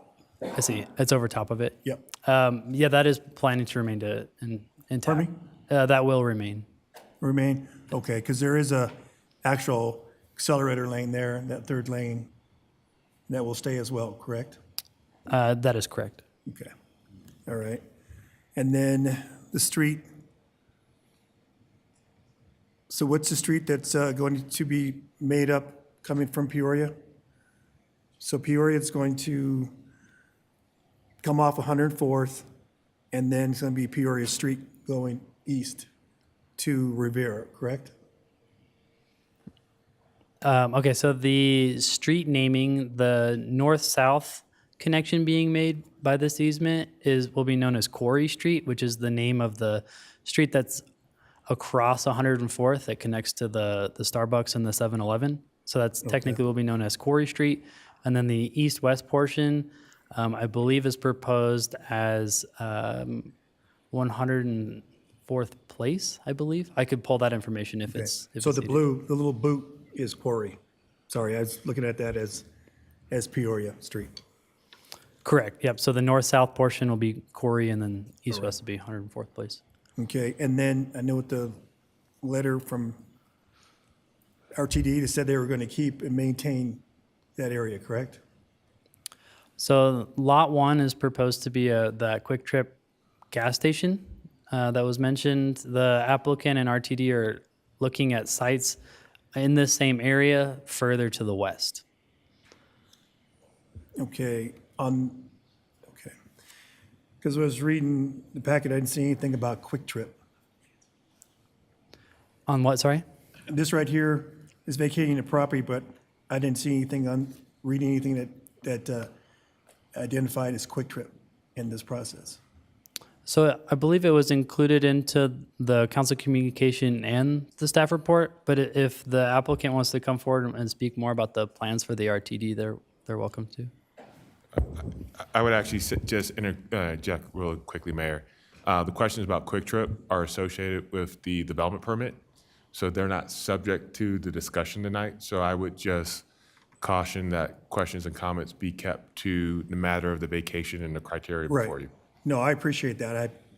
I kind of was hoping that didn't come up, so that's one of the reasons why I brought it up, because part of the conversation. Any council members have any questions? Councilmember Dukes? Thank you, Mayor. Just a quick question around that acceleration lane as you come off Highway 2 and 104th.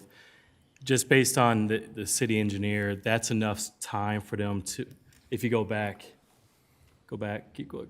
So yeah, go to P. So that's enough time. Go to the next slide, please, with the PUD. Sure. So based on engineering, that's safe to be able to come off of Highway 2 and to be able, if they want to make a right turn on 104th onto Peoria, that works based on engineering?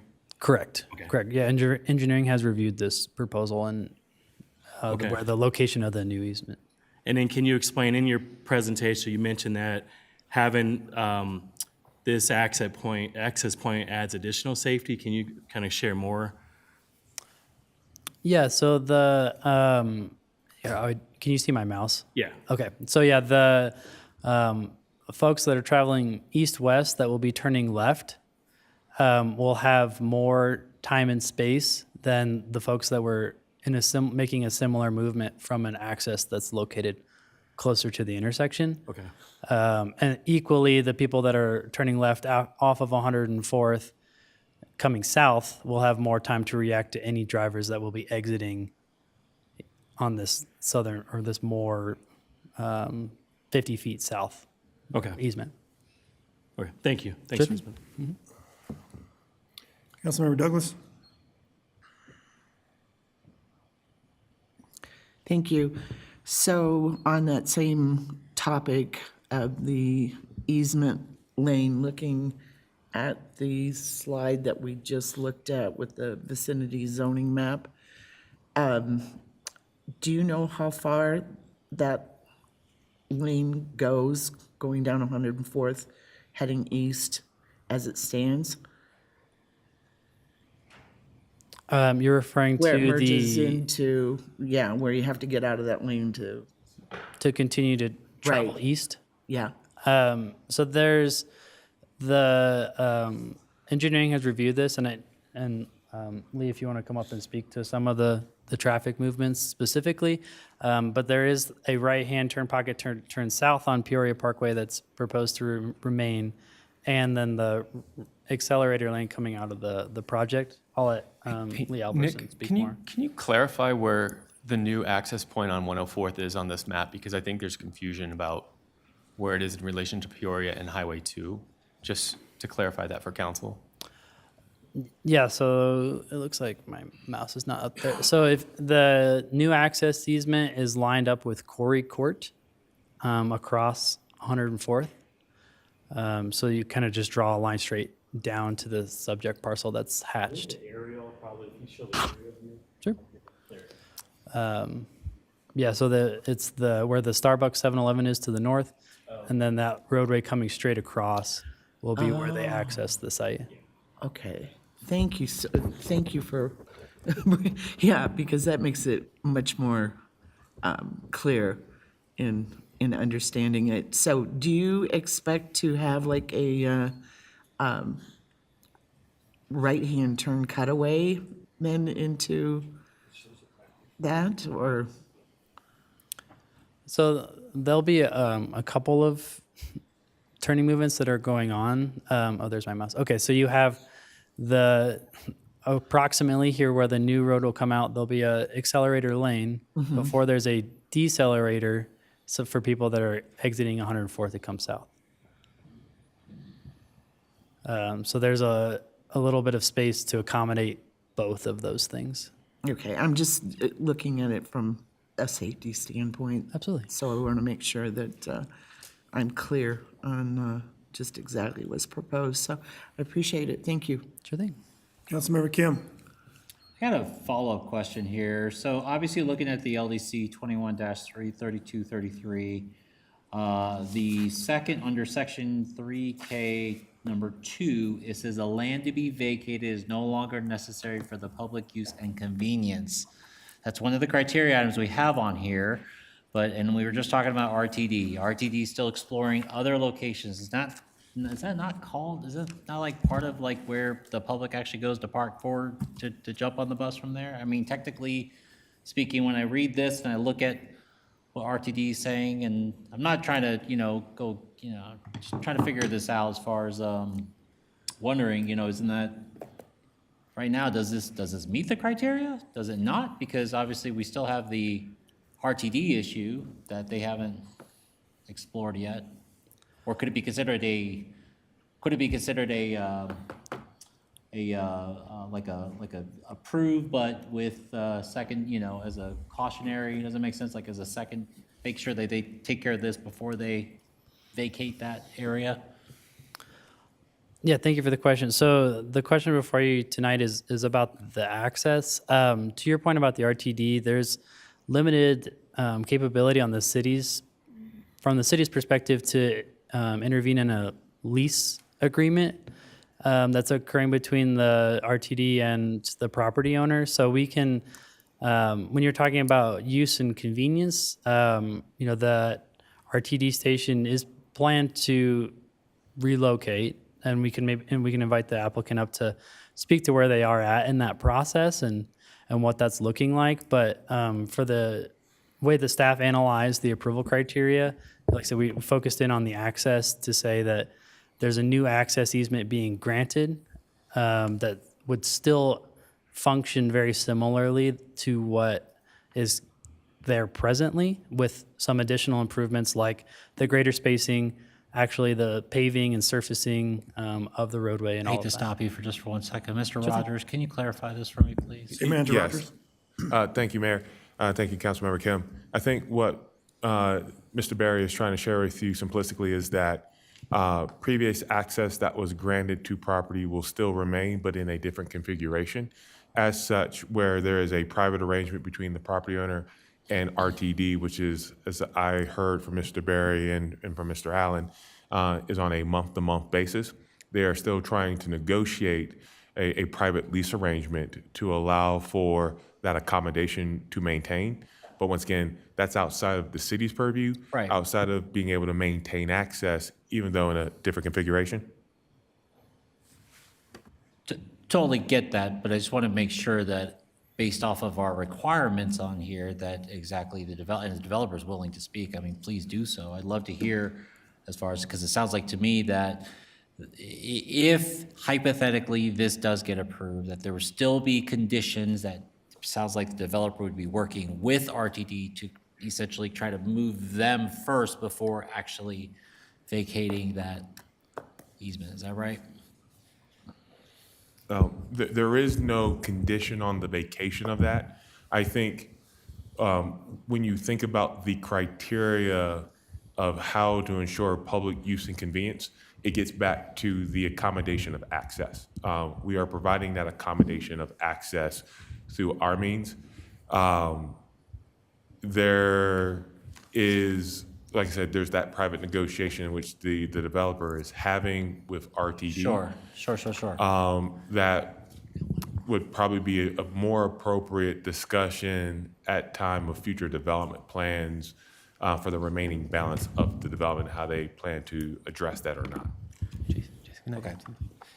Councilmember Kim, it's an order of operations thing. Right. Right. So there's a condition in the ordinance based upon staff's recommendation that this easement not formally be vacated until the plat is in place. The plat triggers a whole bunch of other activities around construction of the access and so forth. So, yeah, criteria 2 will be met by the fact that it's replaced with the new easement, with the new access point. But from a practical standpoint, the old access point won't go away until they're actually constructing the new access point. So any disruption in that will be temporary. So basically, RTD will still be allowed to utilize that spot. Basically, all the parking will still be allowed there. You're vacating one, moving it over to another. And basically I believe it's all- that the applicant should talk about the specific timing and details about the RTD, since council is interested in that, and it's a valid question. So if the applicant wants to come up and talk about that. Thank you. Yeah. Councilmember Douglas? Yeah, I just want to make sure I'm interpreting this criteria 2 correctly as well, because right now, although used by the public, it's actually private ownership, correct? So this really does, I mean, it really is moot then.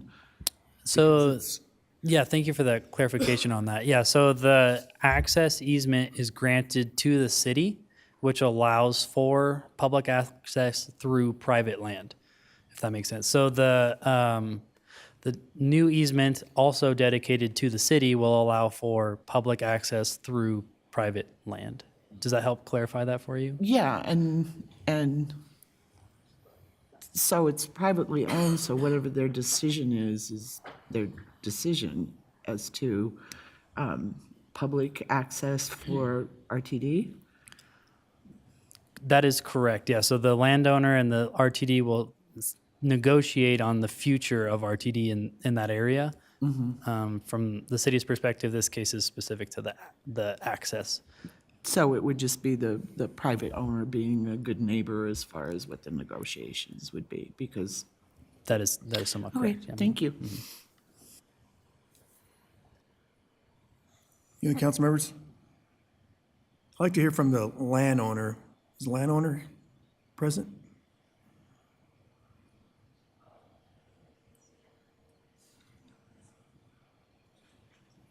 Thank you for the question. The answer to that, the landowner himself is not here, but we are partnered and able to represent them on this matter.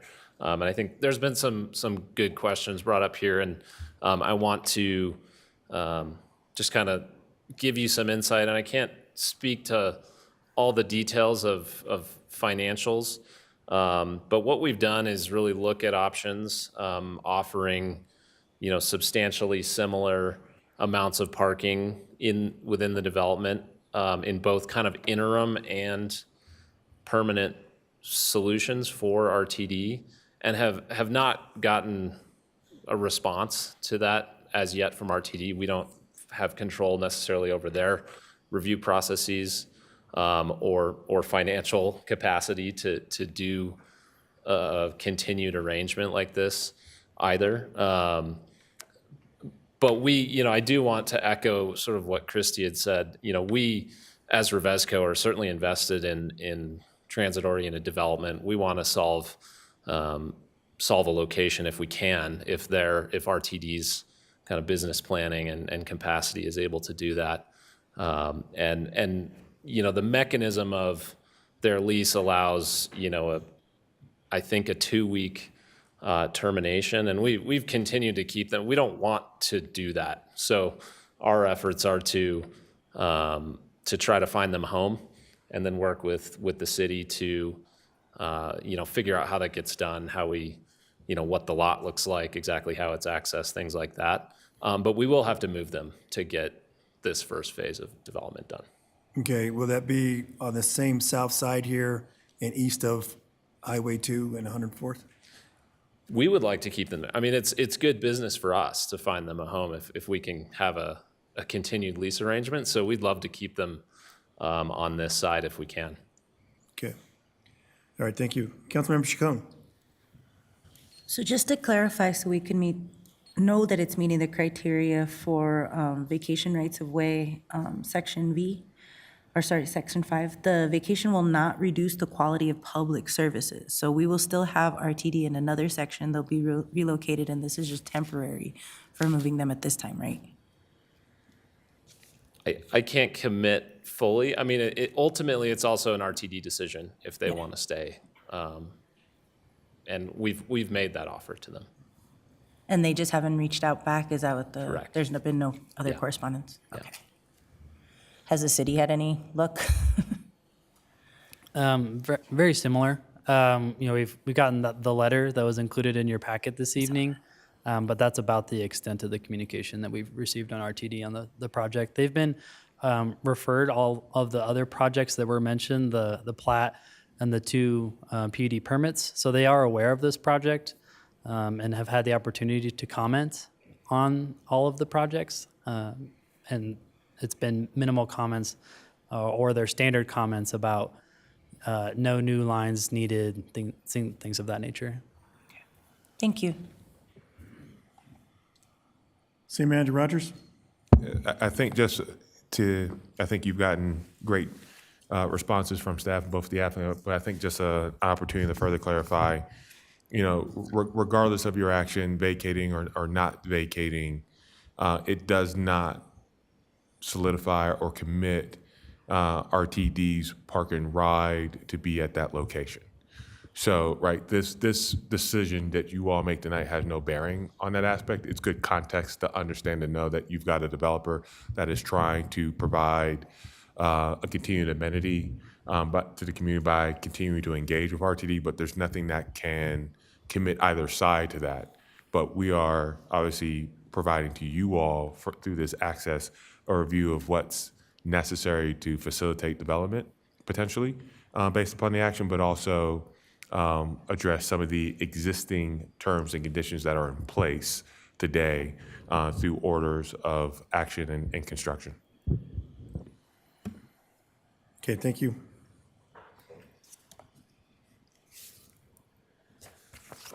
All right. I want to hear from the public.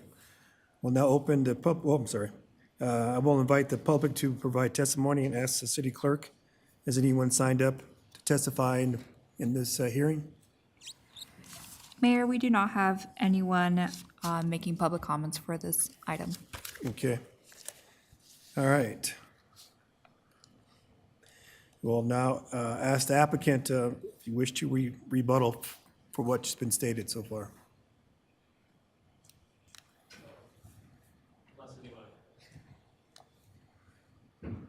I'd say no, unless there's any further questions. I think we've covered it. Thanks. Okay, thank you. I will now close the public hearing. Is there any discussion on this matter?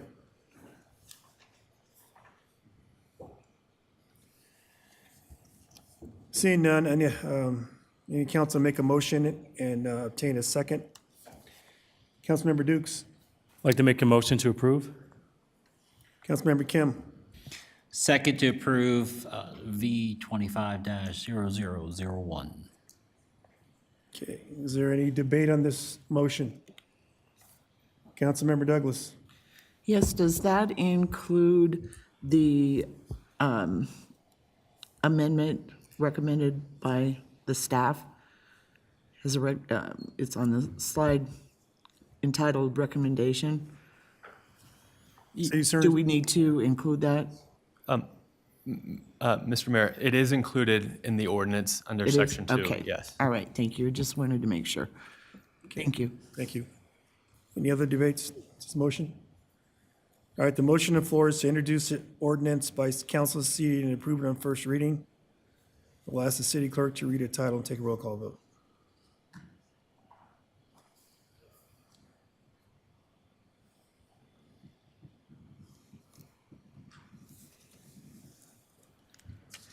Ordinance V 25-001, an ordinance vacating a perpetual easement commonly known as East 103rd Place and generally located west of Peoria Parkway and south of East 104th Avenue, Commerce City, Colorado. Your vote is now open.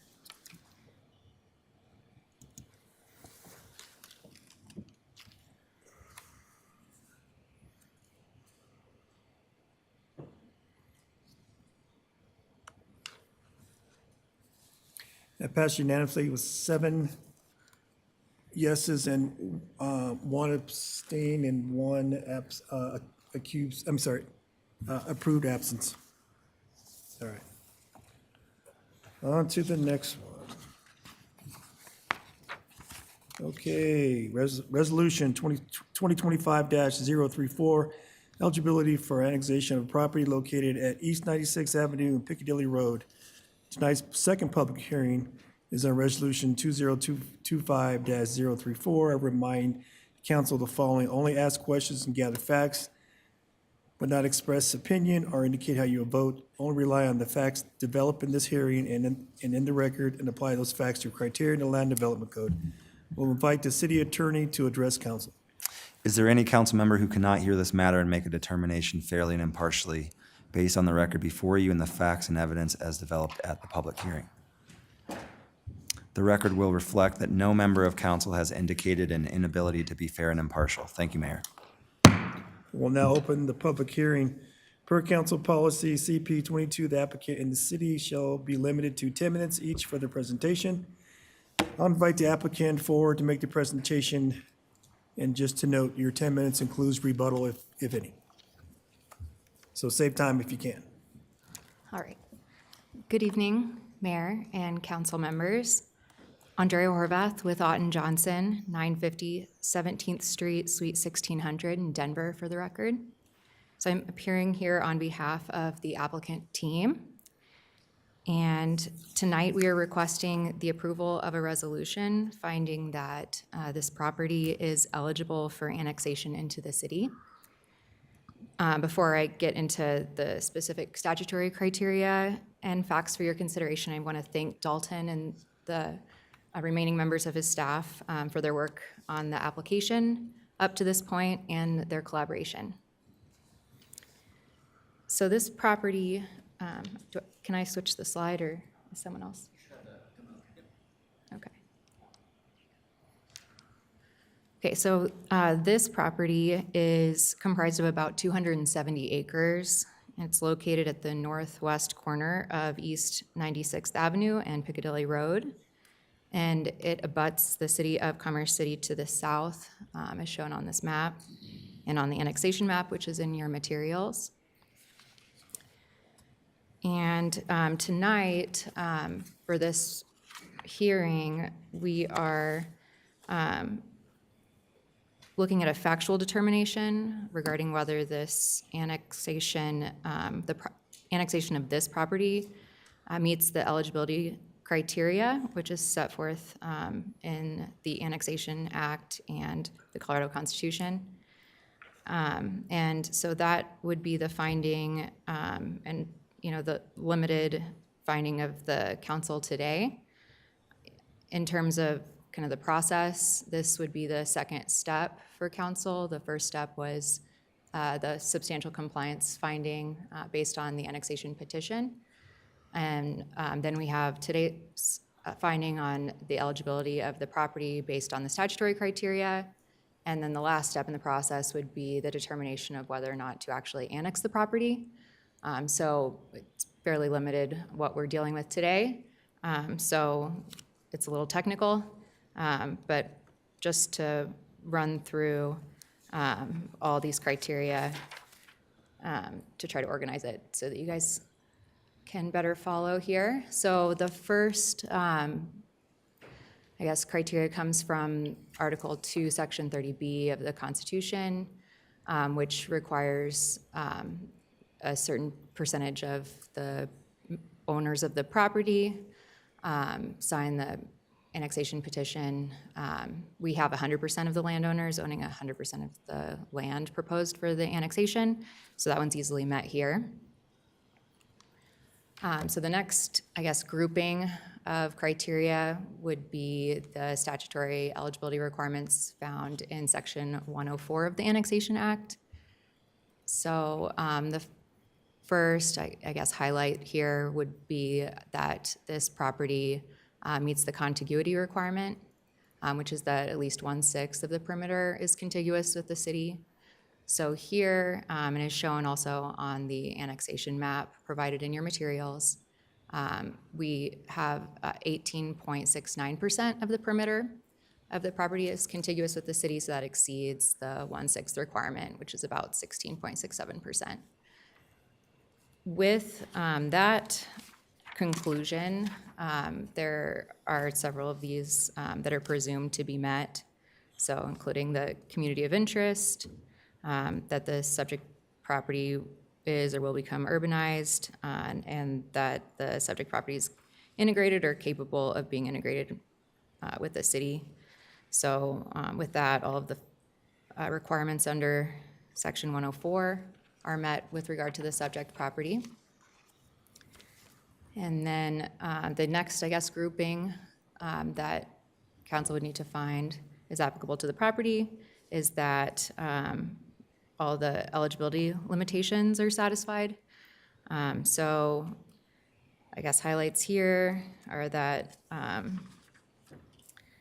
once you have 100% of the owners of 100% of the property have executed the petition and that this particular annexation doesn't divide any property, these criteria are presumed to be met as well. Among the highlights here, also the property is not currently subject to any other annexation proceedings. The property's annexation doesn't impact any school districts. And annexation of the property does not extend the boundary of the city more than 3 miles in any direction. And finally, the property does not contain any streets or alleys. So with that, we've shown on the record and the materials provided to you that this particular property complies with the requirements of the Colorado Constitution, complies with the statutory eligibility requirements in Section 104, and then also complies with the statutory eligibility limitations in Section 105. And so we ask that the council find that the property is eligible for annexation, and I'm here to answer any questions that you may have. Thank you. Any council members have a question?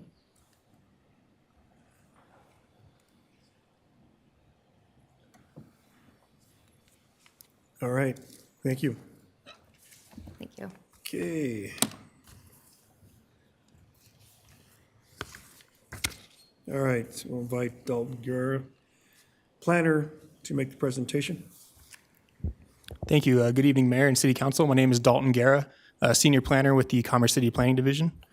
Before you is a resolution for the eligibility for the annexation of a property at the northwest corner of 96th Avenue and Piccadilly Road.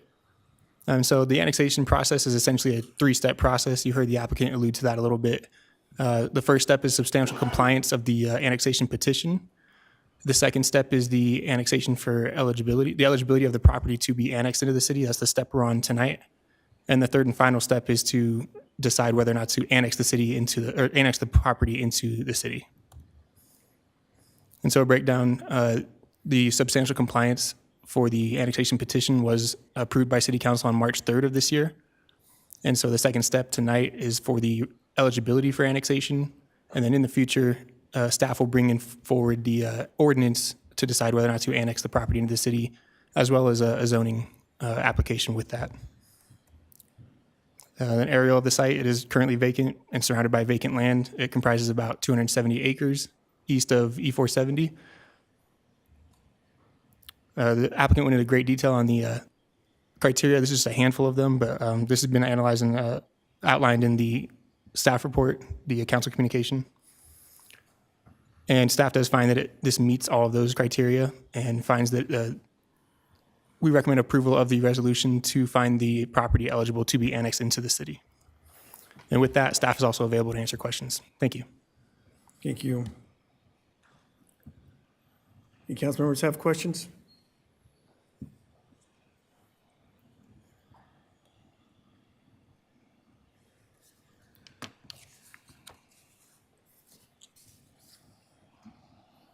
I have a question. So this is city attorney, city attorney. So basically, this is the same process as we did when we went through Republics, except that night we had all three part of the hearing all together. Yes, it's similar in that the first item that you were reviewing from the Republic hearing is the item that you're doing now. So applicant's legal counsel was accurate in laying out the approval criteria as it's established in state statute. If you look to the resolution that you should have in your packets, in the findings section 1, it lists those approval criteria that you just heard applicant walk through. Okay, appreciate that. All right. Okay, city clerk, is there any online or in-person speakers that, would like to come forward and speak?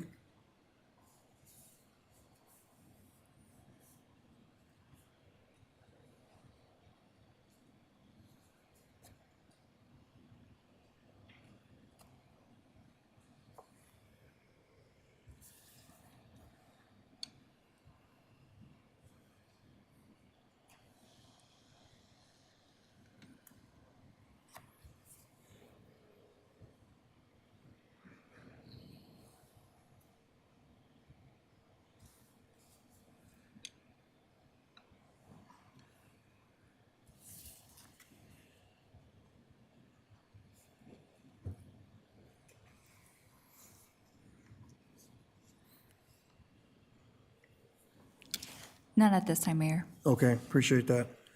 All right. I'm sure there's, to the applicant, do you have any rebuttal? There really wasn't much said to that except for me clarifying, asking to clarify. Okay, appreciate that. Thank you. I will now close the public hearing. Is there any discussion on this matter? Okay, I need council to make a motion to obtain a second for adopting resolution 2025-024. Councilmember Ford. So moved. Councilmember Teeter. Second the motion. Okay. Is there any debate on the motion? Councilmember Ford? Okay. All right, the motion on the floor is to adopt a resolution 2025-034. We'll ask the city clerk to read the title and take a roll call vote, please. Resolution 2025-034, a resolution determining the eligibility for annexation to the city of Commerce City, Colorado, of the property generally located at northwest corner of East 96th Avenue and Piccadilly Road in case AN 24-0005, known as the northwest corner of East 96th Avenue and Piccadilly Road annexation. Your vote is now open.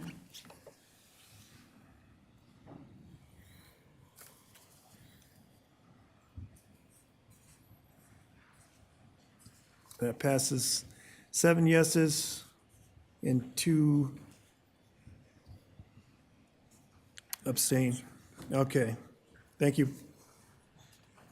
All right.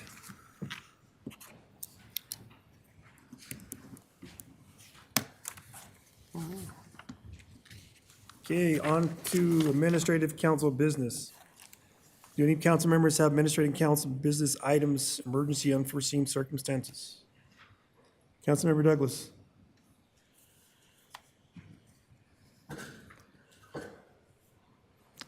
Thank you. I have been approached by particularly people living in the South who have seen the homeless population take up residence on some of our public streets. And I would like to make a motion to ask that the city attorney and the city staff to direct them to look into what, if any, enforcement tools the city has under the Commerce City Revised Municipal Code to mitigate parking of recreational vehicles on public streets and to provide council a brief written summary on this issue. And I'd like to make that motion, and it is so that we can look at the possibility of maybe setting up some parking restrictions so that people aren't camping out on our city streets and making that their home. And I think this is one way of resolving that issue that the residents are wanting to resolve. Okay, motion's been made. I need a second. Councilmember Ford, I'll wait for a second. your second? No, I'll wait for a second. I'll Oh. second it, but I want to make it Okay. friendly amendment. Councilmember Chacon, Second. second.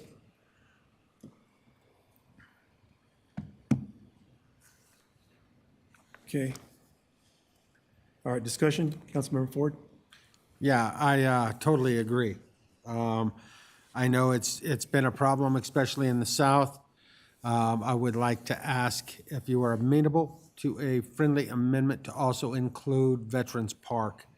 I have gotten a ton of residents concerned with, I mean, they're literally not taking their kids there anymore because the amount of homeless that are underneath of those pavilions at Veterans Park. And it is, I mean, if you even watch on Facebook, it has turned into a real mess. And a lot of it has to do with Denver pushing some of their new requirements and forcing a lot of homeless folks into Commerce City and negatively impacting our taxpaying residents and their amenities to be able to utilize them.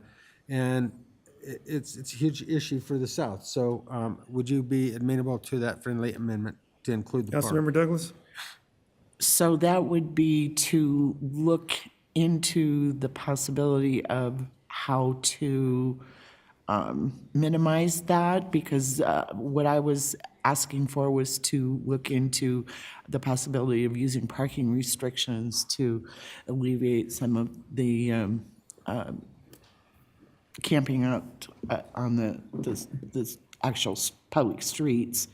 So I don't know how that would impact what I'm asking for as far as, so I would look to our legal counsel to advise, please.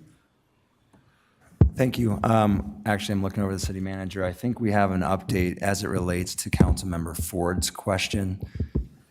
Yes, so we are nearing the completion of our research based on council's discussion 2 months ago with respect to activities within our parks and what can we do to address some of those concerns based on the data that was presented to you all. We hope to be able to bring that to you within the next month or to two with respect to getting direction on ordinance changes that would affect certain activities within our parks. And I would respectfully remove my request for a friendly amendment as long as, in the meantime, we have somebody going over there and looking, at the situation for needles and all of the debris and everything else that's creating a problem for our residents, then I'll pass on my friendly amendment. Okay, well stated. City Attorney, do you have? No? Thank you. All right, Councilmember Chacon. I wanted to bring for administrative business a possible study session with, are we still on this one, or can I put for administrative business? We're still on. I'm sorry, forgive me on this. then. I don't have any discussion for this. I'm so sorry. All right, Mine was still- Member Dukes, did you have something on this? I do. Just want to remind the council that we had a discussion around certain ordinances when we think about changing the parking hours, right? And as well as the ban of shopping carts, which will help address this with the park rangers. I think at this point, I can't approve this motion because I think we have things in action.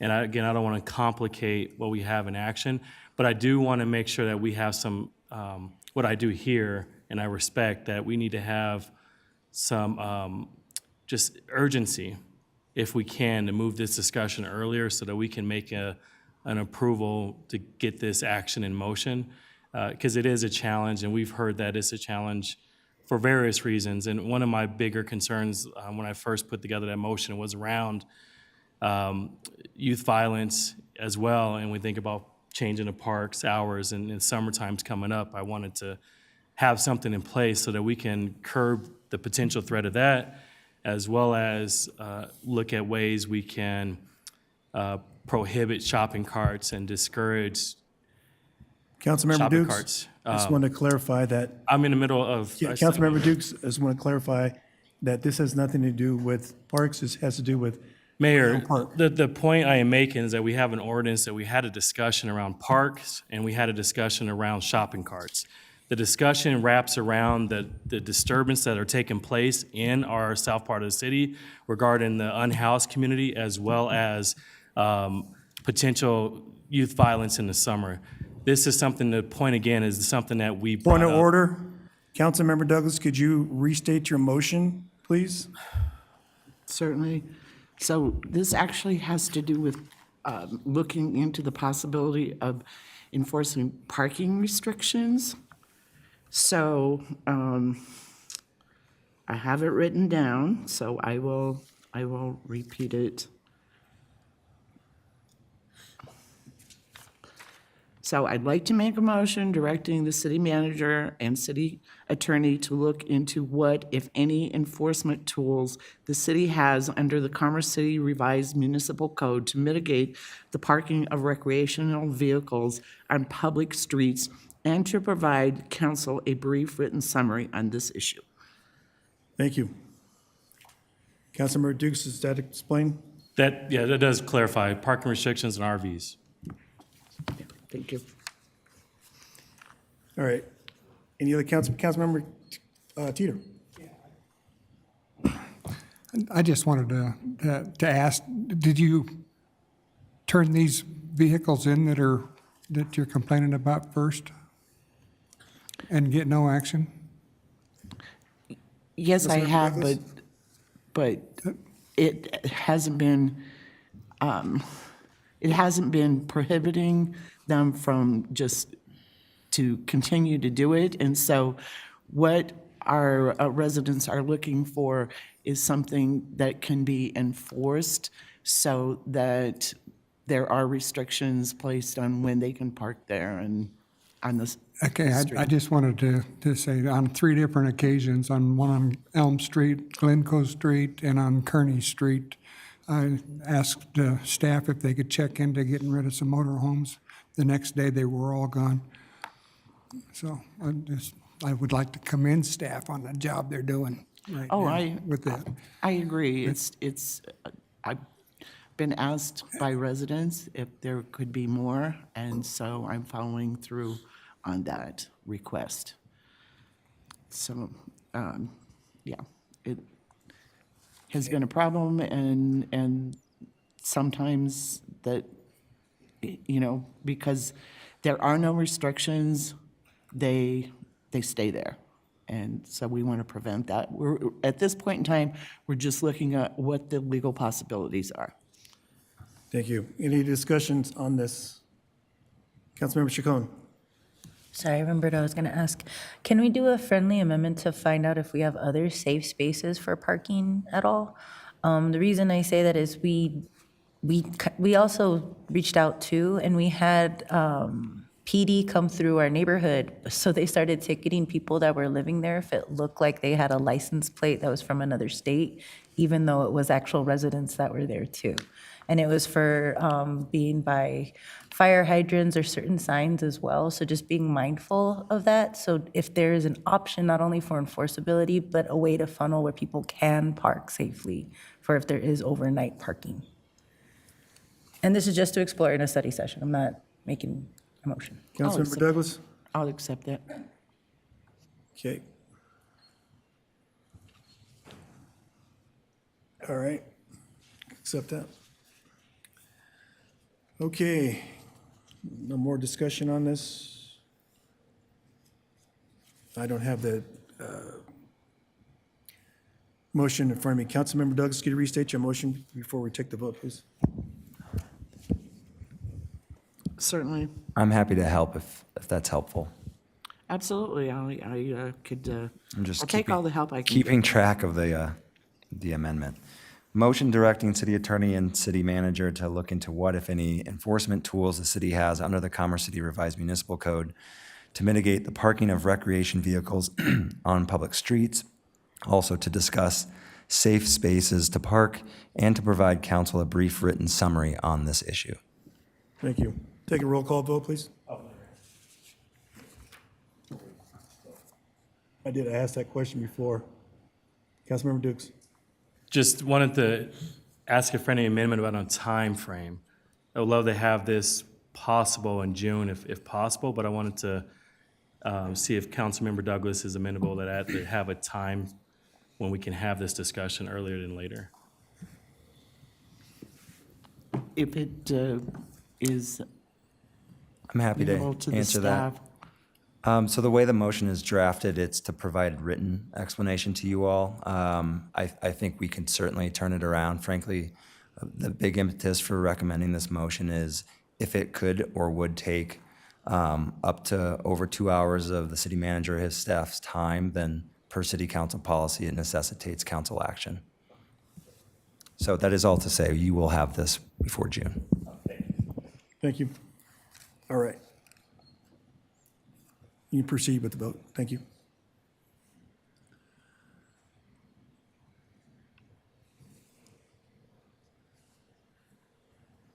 Your vote is now open.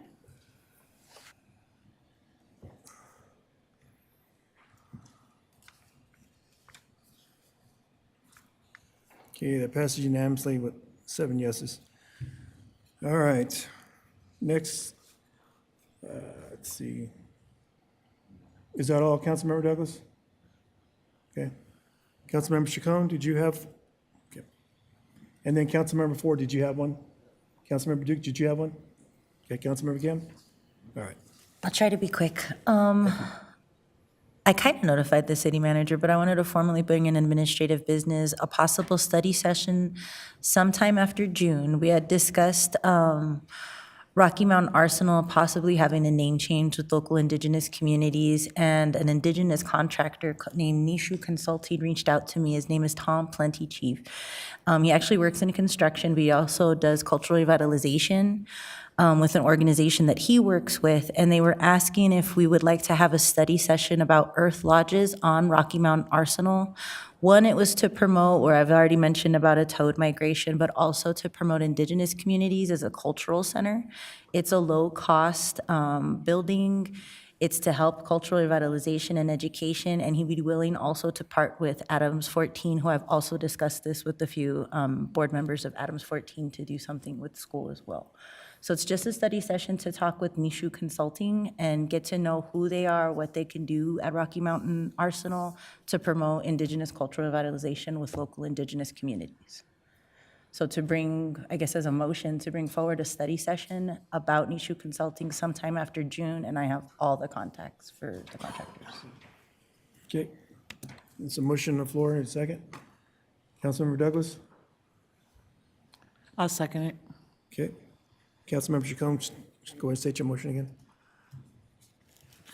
To make a motion for a study session with Nishu Consulting to discuss Rocky Mountain Arsenal education and cultural revitalization with local indigenous communities. Okay, any discussion? Councilmember Ford, discussion? Yes, I was just curious, because it is federal-owned property, do we have any claim to be able to play a role in changing the name? So we are actually going to be meeting with the staff this week to talk about a number of different discussions that were held while we were in DC. One is name change, the other may also be with respect to this request. I think, it would behoove us to bring what we hear back from that meeting to determine how then to bring forward something like that matter at the next regular meeting. I think that's fine, because we can't obviously dictate what they may or may not want to do, but I think this is a topic that, yes, while we're meeting with them, we can express on behalf of the city and see what consideration they may or may not want to give to it. Thank you. Yeah, a lot of times those things take congressional action. So if that's the case, I have no problem with it. And then City Manager Rogers was also about the annexation of the refuge. Yes, but was trying to, but yes. Yes, sir. That is a part of the conversation. And obviously we'll get some better clarity as to that amongst, once again, earth mounds within the arsenal, but also the name change of the arsenal that we can bring back to you at our next regular meeting to see what functional steps may be required by this council and the federal government to see that forward. Thank you. Discussion, Councilmember Dukes. Thank you, Mayor. Just clarification. I'm hearing that it's having a consultant firm come talk about educational opportunities on the Arsenal. But you also mentioned name change, but I think what I'm hearing you say, that's later down the line. The consultant firm's more around how can we use the land to include our education system, right? And will this be a part of 27J as well? Will they be a part? Okay. Yes, the contractor wants to work with all the local school districts himself. He just wanted to help, one, give a connection with local indigenous communities to show where they're at here, possibly build a low-cost lodge there that can be a small center if it does end up being annexed or however that ends up working. And then if name change and all that comes after that, so be it. But he can't even meet until after June. That's why I hope that this is kind of giving a timeframe. Thank you. Councilmember Teeter. Yeah, I just wanted to remind Councilmember Chacon that they have a no smoking policy on the Rocky Mountain Arsenal. There won't be any smoke, I promise. Thank you. What? It's no smoking. I mean, if it's going to be a smoke lodge, it's against the law on the Arsenal. It's like a house. It's just an earth lodge, like an actual building. City Attorney. Yeah, Mayor, I just want to draw council's attention to the fact that the city has a procurement policy. And I think it's entirely appropriate to have a motion having city staff put forward a study session on this item. I would recommend taking off of the motion the fact that you've called out a specific consultant. It very well may be that city staff could have an RFP that goes out to the street for these type of services in preparation of that study session, or that you all have the study session and then you direct city manager to follow the procurement policy to contract. So not specific to the Nishu Consulting specifically, but to have a study session about this issue. Is that okay to clarify that? Yes, I think you could bring forward a motion, you could restate the motion to bring forward a study session sometime after June to discuss a name change of the Rocky Mountain Arsenal and to identify educational opportunities thereon. Do I have to say all that all over again? You do not. Okay. You do need a second, though. Is there a second? Councilmember Douglas?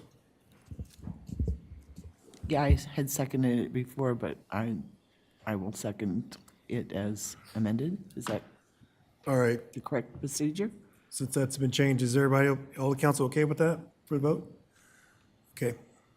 We'll go ahead and proceed with the vote when you guys are ready. Thank you. Your vote is now open.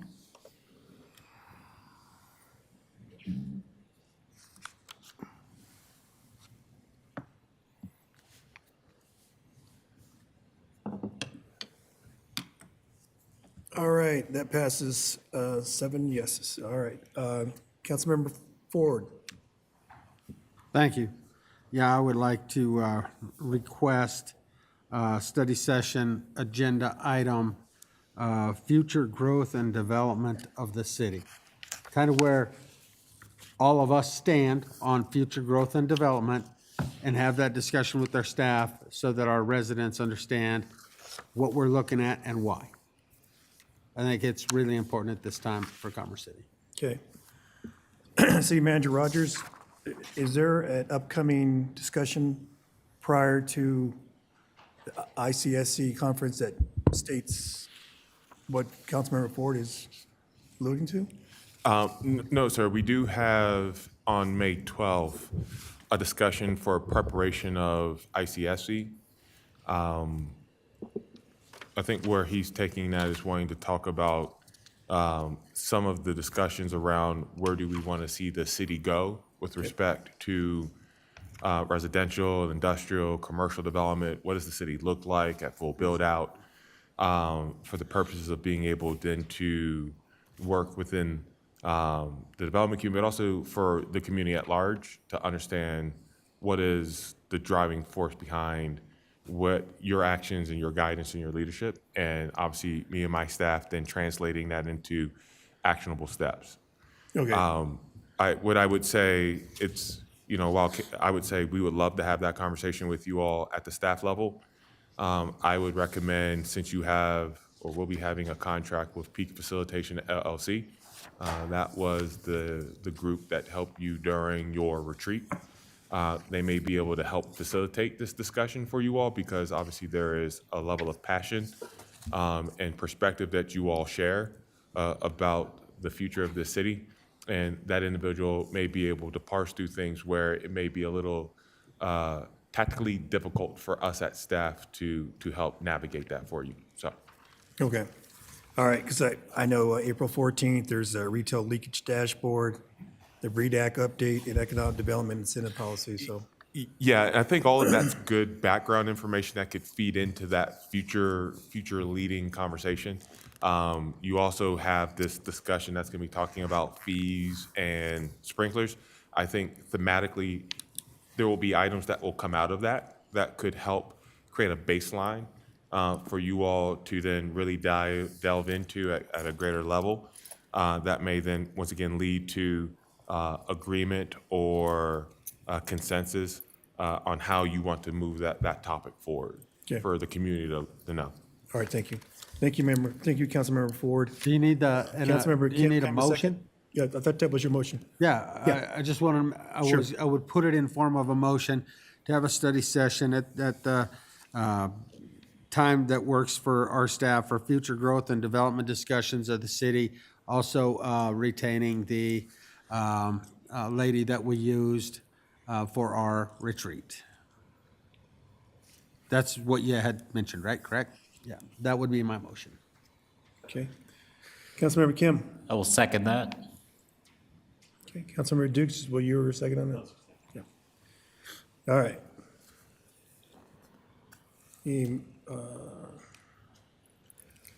Okay, go ahead and take a vote.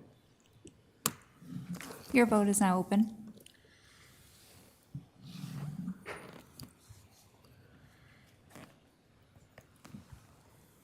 Okay, that passes unanimously, 7 yeses, with 2 absences. Okay. Is that it, Councilmember Ford? That's it. All right, anybody else have any? Okay. I have one. I know, but last Tuesday, city managers had sent out about the tree lawn, sidewalk and tree lawn concrete flat work program, and that the staff went through several meetings to see where that was brought forward as a form of action.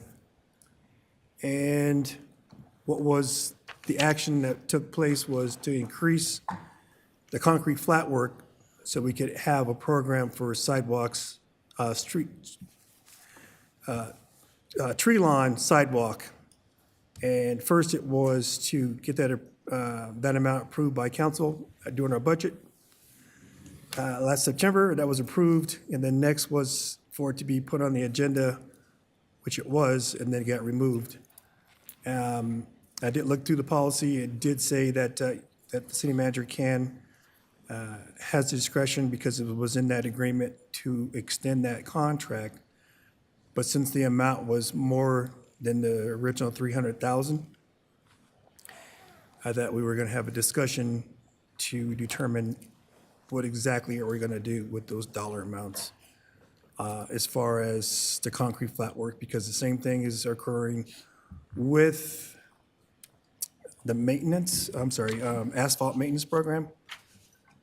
And I thought we were going to have the same discussion as well with this.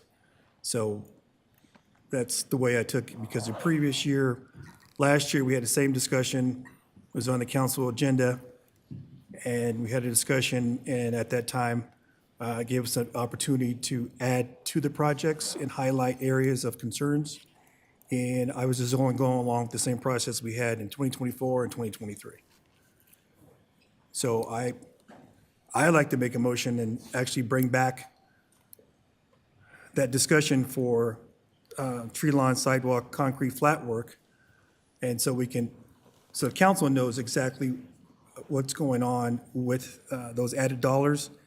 And then I'm sure other council members have met with other constituents that have problems with the sidewalks, especially tree lawn sidewalks, and how those can be addressed with those added dollars. So my motion would be to add the concrete flat work back into the agenda for further discussion. City Attorney Zarzaki? I just have a question for you, Mayor. So is the motion to have a conversation about, sort of a policy conversation about the city's view on tree lawn care and concrete flat work?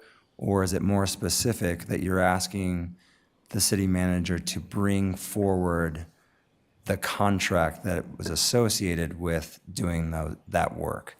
And I ask that because if it's the latter, I think my office is going to need to review the resolution to determine whether council had already granted authorization for the city manager to negotiate a contract and to also enter into any amendment thereto.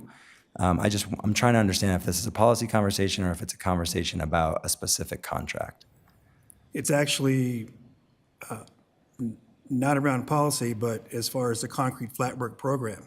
Okay. The discussion was not brought up. I'm only alluding to the last 2 years of how it was presented to council to talk about what the city was going to do with those funds, and then from that determine what could be added to that concrete flat work program. Got it. So it's a discussion on the city's concrete flat work program. Correct. Got it. Okay. And then I did ask at that time from the city council to include extra funds for tree lawn sidewalk flat work.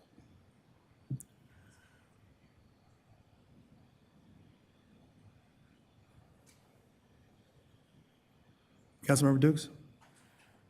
Just to add into the conversation, I know we don't have a second yet, but I guess I'll bring up, is it possible to have you rescind the motion, however, move forward with the city manager to talk through what a program could look like for concrete repair, for street repair, and then be able to come back to us as a council to say, here is what you're thinking in terms of criteria, here's what it could cost, and then we can discuss how to allocate funds. Because similar to you, I've heard a lot of residents, like, how do we work?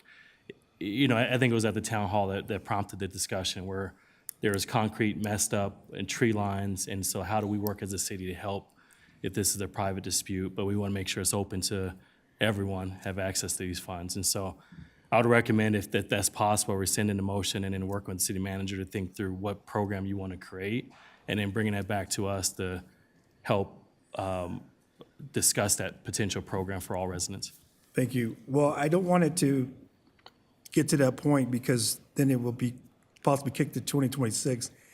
I want it within the same scope as this year because those dollars were added to the budget to take care, to actually have a tree lawn sidewalk program this year and not for 2026. That's what this letter is that was sent out to council. Mayor, sorry to interrupt. You should have a second and then discuss more. Okay, all right. Okay, the motion on the floor. Is there a second? Councilmember Chacon? I'll second. Okay, all right, sorry. Any discussion? Any further discussion? Councilmember, no? Okay. City Attorney, did you have something to say? Nothing for me. Okay, Councilmember Douglas? Sure, I certainly understand what you're trying to accomplish here because of the fact that that money was allocated, and we want to make sure that it gets done sooner or later in this in this year. So I fully support what you're trying to do.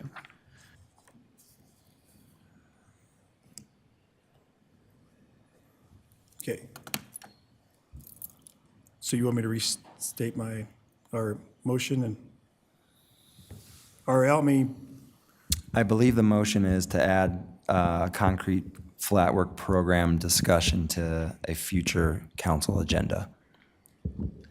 Yes, that's to clarify this year, 2025, concrete flat work for street lawn sidewalks. Tree lawn sidewalks. City Manager. I appreciate that, Mayor, but I think there's some conflicts that first would have to be worked through. I mean, we have within our municipal code, the requirement that is the responsibility of that tree lawn and sidewalk for adjacent property owners.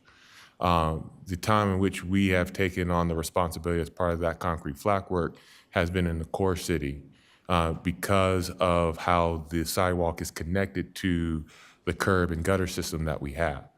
But when we have been able to identify when there is not going to be an impact that could affect the drainage pattern of that roadway, is then fallen back on our residents. I think the other big piece is we don't have a program that would be able to facilitate what you're looking for. Concrete flat work is just that, looking at those key roadways. So while we've added dollars to address more potential impacts necessary, what you're searching for has more wide-ranging ramifications that we would have to look into to understand the full cost of what you're seeking us to be able to do on behalf of that, on behalf of the community. Okay. All right. Let me change my motion to a senior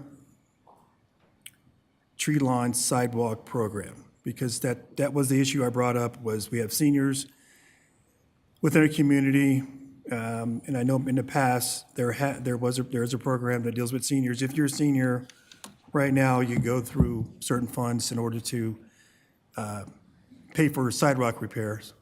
So maybe I should clarify, change my motion. City Attorney Zarzeki, can I change that motion You could make a friendly amendment to that motion, and if there's no one contesting it, All right, I'd like It to make a stands. friendly amendment to add on or change to a tree lawn sidewalk for seniors. Is a second is a seconder approval of that? Yes. Yes. Is there any discussion? Yes. Councilmember Teeter? Yeah, we still don't know what the remedy's gonna be, because there's some spots to where those roots have picked that sidewalk up by 6 or 7 inches. So the remedy in that case would be remove the tree and the roots and then put the concrete back down. I mean, But- so each situation is a little bit different there. Right, exactly. So this would just be to see how that would work out as a program. You may not be able to help everybody out, but at least if we had a program to start out with, we could limit how much we could do each year, just like what we do now when we repair sidewalks or streets. We can only do so much. We can't do we can't do 100%. Right, and hopefully change our policy so we don't continue to keep on planting trees like that. Correct. In new developments. But All right.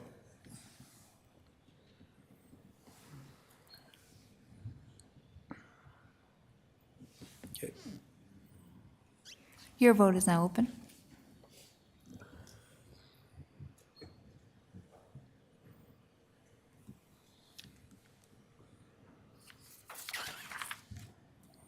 Okay, that passes unanimously 7 with 2 excused absences. Okay, does any other council members have any admin? Okay. All right, on to reports. City Manager Rogers.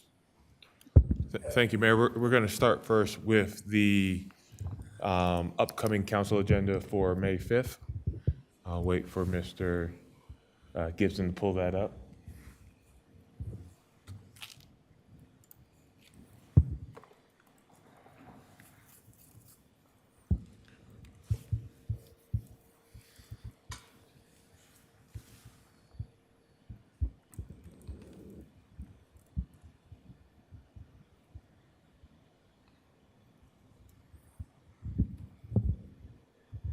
Thank you, sir. So kicking off the events of that night, obviously we will start with the standing agenda, working our way through public comment. We currently have 6 proclamations, Public Works Week in Commerce City for May 18th to the 24th, proclaiming and declaring May 5th missing and murdered indigenous persons. We are going to look at trying to move that up to, I believe, April 21st, in order to be able to have that before that date. We have proclamation declaring May 17th Kids to Parks Day in Commerce City. Proclamation declaring May 6th to the 12th National Nurses Week, May 5th to the 9th as Teacher Appreciation Week, and the week of May 4th to the 10th as National Small Business Week.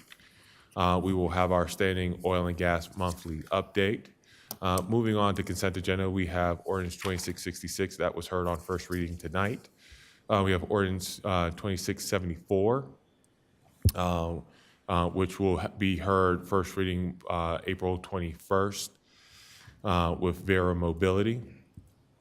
We then have ordinance 2677 as an amendment to the 25 budget to recognize Click It or Ticket grant funds. Resolution 25 in support of the Great Outdoors Generation Wild grant funding. 49 an annexation substantial compliance for the Ackerd public hearing. And then we have a public hearing for Z24-0006 for subject properties located on East 54th Avenue to go from single-family attached residential to I-2 zoning. We have that slated for 30 minutes. We have a brief executive session for personnel-related matters. Also on May 5th, to discuss informally where we stand with the year in progress, bringing us to a total of 10:15 p.m. From stem to stern.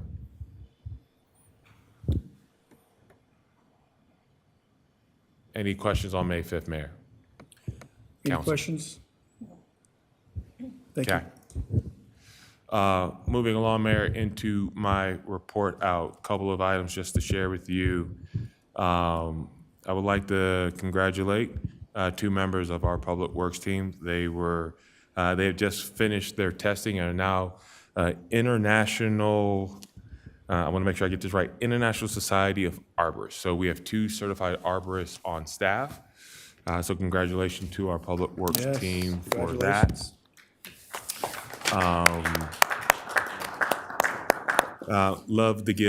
Like to give a congratulations to our CCPD investigations and members of our Victims Awareness who won the National Crime Victim Rights Week Dale R. McLaughlin Award in recognition of their outstanding dedication to crime victims, particularly in response to the incredibly challenging weekend of the violence in August of 2024, which resulted in 5 homicides. The award will be presented at the Victims' Right Week reception and award ceremony on April 10th at the Adams County Fairground Waymire Dome, and that's from 4 to 6 p.m.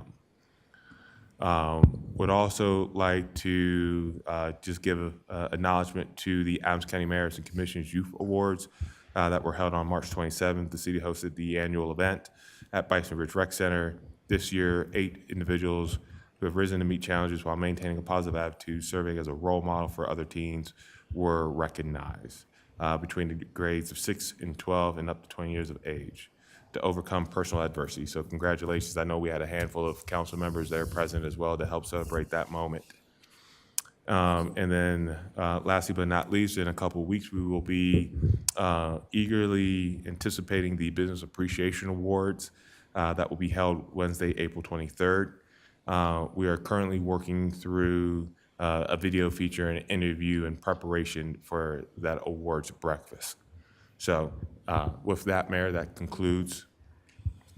Oh, sorry, just got another one. And for the 37th consecutive year, the city has received the GFOA Award for the Certificate of Achievement for Excellence in Financial Reporting for 2023 ACFR. All right, congratulations. Also,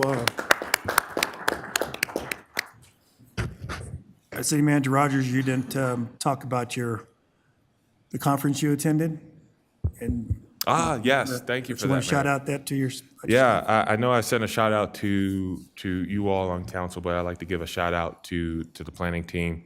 On an annual basis, the American Planning Associations hold a national planning conference, which allows for professional planners and others to be able to provide educational sessions that afford individuals like myself who have certifications of being in an American Institute of Certified Planners to be able to take that knowledge and bring back to our local community to apply best practices.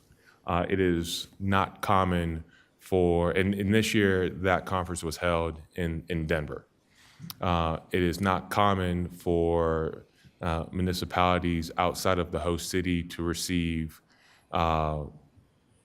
not just one, but 2 mobile tours to be able to help educate the broader professional planning world on what we're doing as best practice. The City of Commerce City received 2 mobile tours, one of a tour and a discussion around the partnership both at the local and federal and state level on how the arsenal has transformed itself from a warning story to a ecological and environmental benefit to the broader community. We also were able to have professional planners tour our various urban renewal districts to learn about practices that we are applying to help move the community forward. Both tours were sold out. Both tours were received well and received high marks from the National Planning Association. So kudos to the E3 team, kudos to the PRG team, kudos to the CD team for taking on what is a very Herculean effort of being able to pull off 2 tours and for having over 150 plus people waiting to get on buses to be told you can't because we're sold out. is just a testament to the work and to the programs that they put together and that people are taking back to their communities. So, Well, I kudos. appreciate, thank you for expanding on that. I know when we go out of town, our NLC trips, there's always tours and what best practices are or what those cities are doing to achieve services or provide services, and they want to showcase that. So I appreciate you Yeah. putting Commerce City in the map and have people actually come here and visit for a mobile tour, because I know that's really important to people, because they can take that back and adopt that, especially if it's working well. So thank you for doing that. Appreciate it. Thank you, Mayor. One last thing, and thankful to Cheryl over here reminding me, you all have an upcoming 5th Tuesday meeting with 27J. That is April 29th. As it currently stands, 27J is willing to host said meeting. However, Brighton will not be in attendance, so it would just be the city and the school district. If you all are willing to still have that conversation with the school district, obviously, we can inform them that you would be holding that on the 29th, but it would just be you all in the school district. Can I ask, the reason why is because they have a city council meeting that night? It's my understanding, yes. Okay. What is, council, what's your vision on that? Would you want to go ahead and go with that? You want to wait until to have a different meeting, a different night, so Brighton council can be there as well, or you just want to go ahead like we do with AMS 14? Councilmember Chacon? I'm fine with keeping it as it is, like we already met with the school district with Adams 14. Do we want to have the rest of Brighton? I'm fine with rescheduling if we want Okay. as well. Councilmember Dukes? I'm okay with meeting with them directly without Brighton. Okay, thank you. Any other council members? Councilmember Teeter? Yeah, I couldn't make that meeting anyway. I guess there's something else going on that same night. Okay, all right. Councilmember Kemp, you okay with that?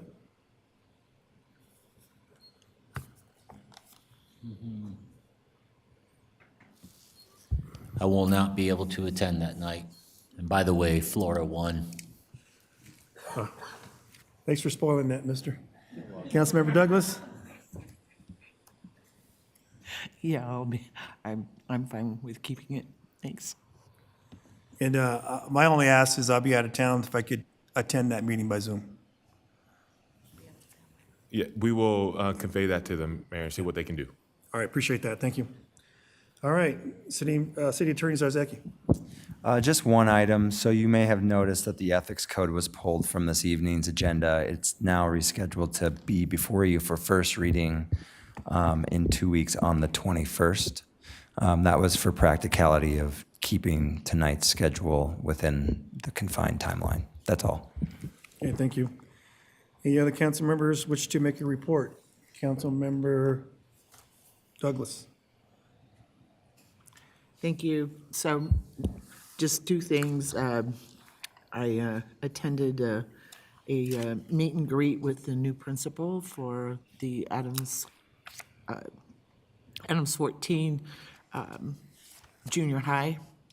And that was a really great event, and they included giving away the water filters that night. So there were 4 council people who attended, and I know that they really appreciated having our presence there.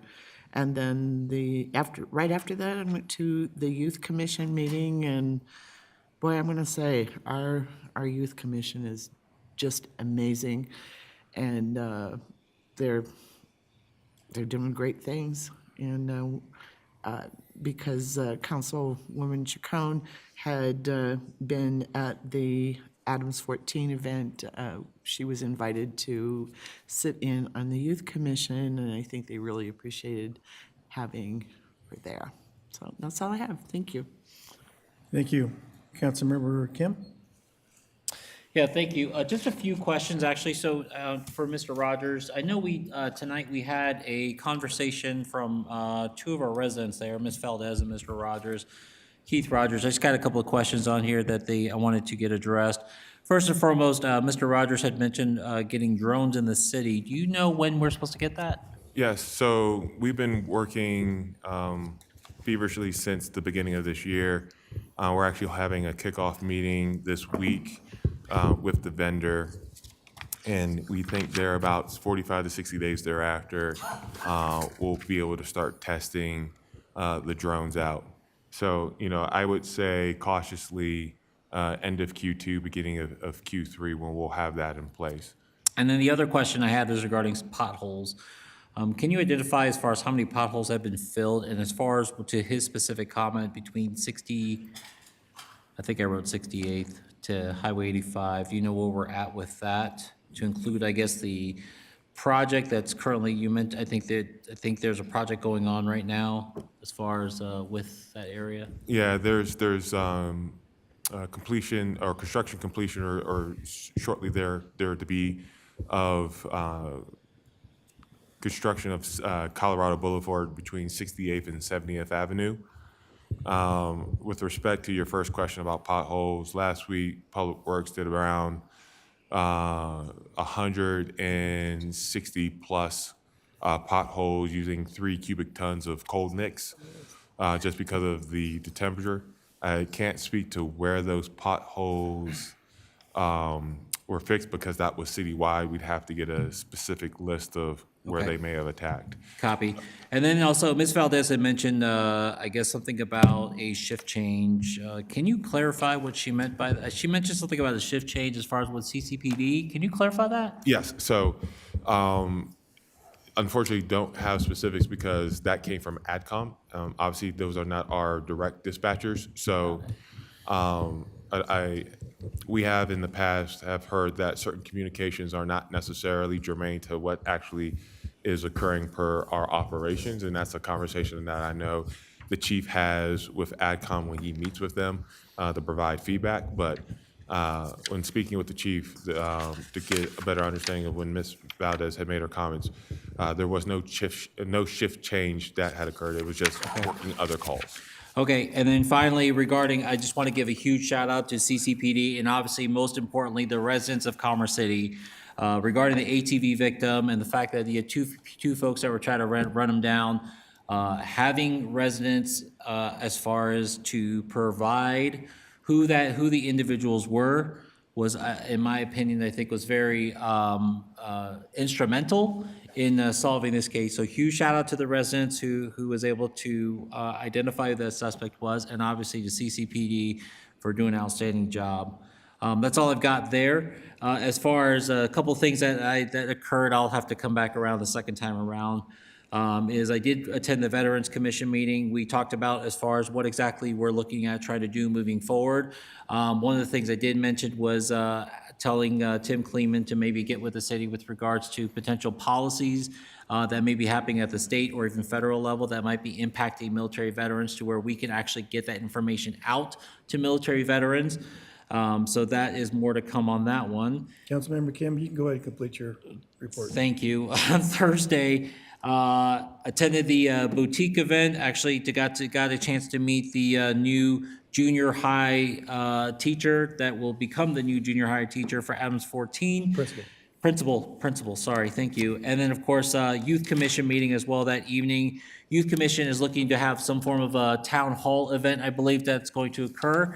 On April 17th, there's actually a follow-on meeting I've requested for Veterans Commission to be a part of because with the Youth Commission, because they're looking at trying to combine something in that effort to include other boards and commissions as well. So more to come on that. On Friday, I got an opportunity to meet one of the water board one of the water board candidates, Joe Oakes.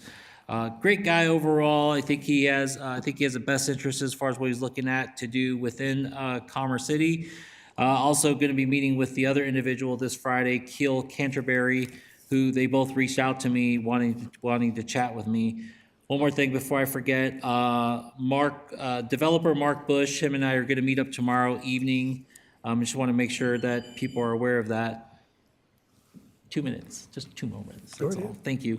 And finally, I just want to say, so at the federal level, and this is not really federal, this is more about our military altogether. From the U.S. Army 3rd Infantry Division, And I know no one really watches this at that level, but I will tell you that to Sergeant Joe Duenas Jr., Sergeant Edwin Franco, Private First Class Dante Titano, and also finally to Staff Sergeant Troy Knutson Collins. These are the 4 individuals that were in Lithuania that were tragically killed on, and their bodies were found respectively March 31st and April 1st. To the families that are out there, I just want to say, and now unfortunately they become Gold Star families because now they have their family members that are unfortunately killed because of this tragic event. And so I just want to say, may they rest in peace. They will never be forgotten. And so I want to say that's pretty much all I really want to say. And thank you to the President of Lithuania for being out there to pay respects to them as they were being loaded up to head to Dover. That is all. Thank you, Councilmember Kim. Councilmember Dukes? Thank you, Mayor. I do have just one question, but also just want to report. I was able to attend the Adams County Mayors and Commission Youth Award, and I can't say enough for the youth across our community and across the Adams County community and how great they are and the things they're doing. I'm confident that the future is pretty bright. As far as public comment, there was a comment about the roads and the potholes, and it made me think about our letter to CDOT, and I'd love to know, City Manager, if you give us an update, as well as an update, and then I'm curious if we need to continue to inform them about we need stuff to be fixed. Yeah, yes, we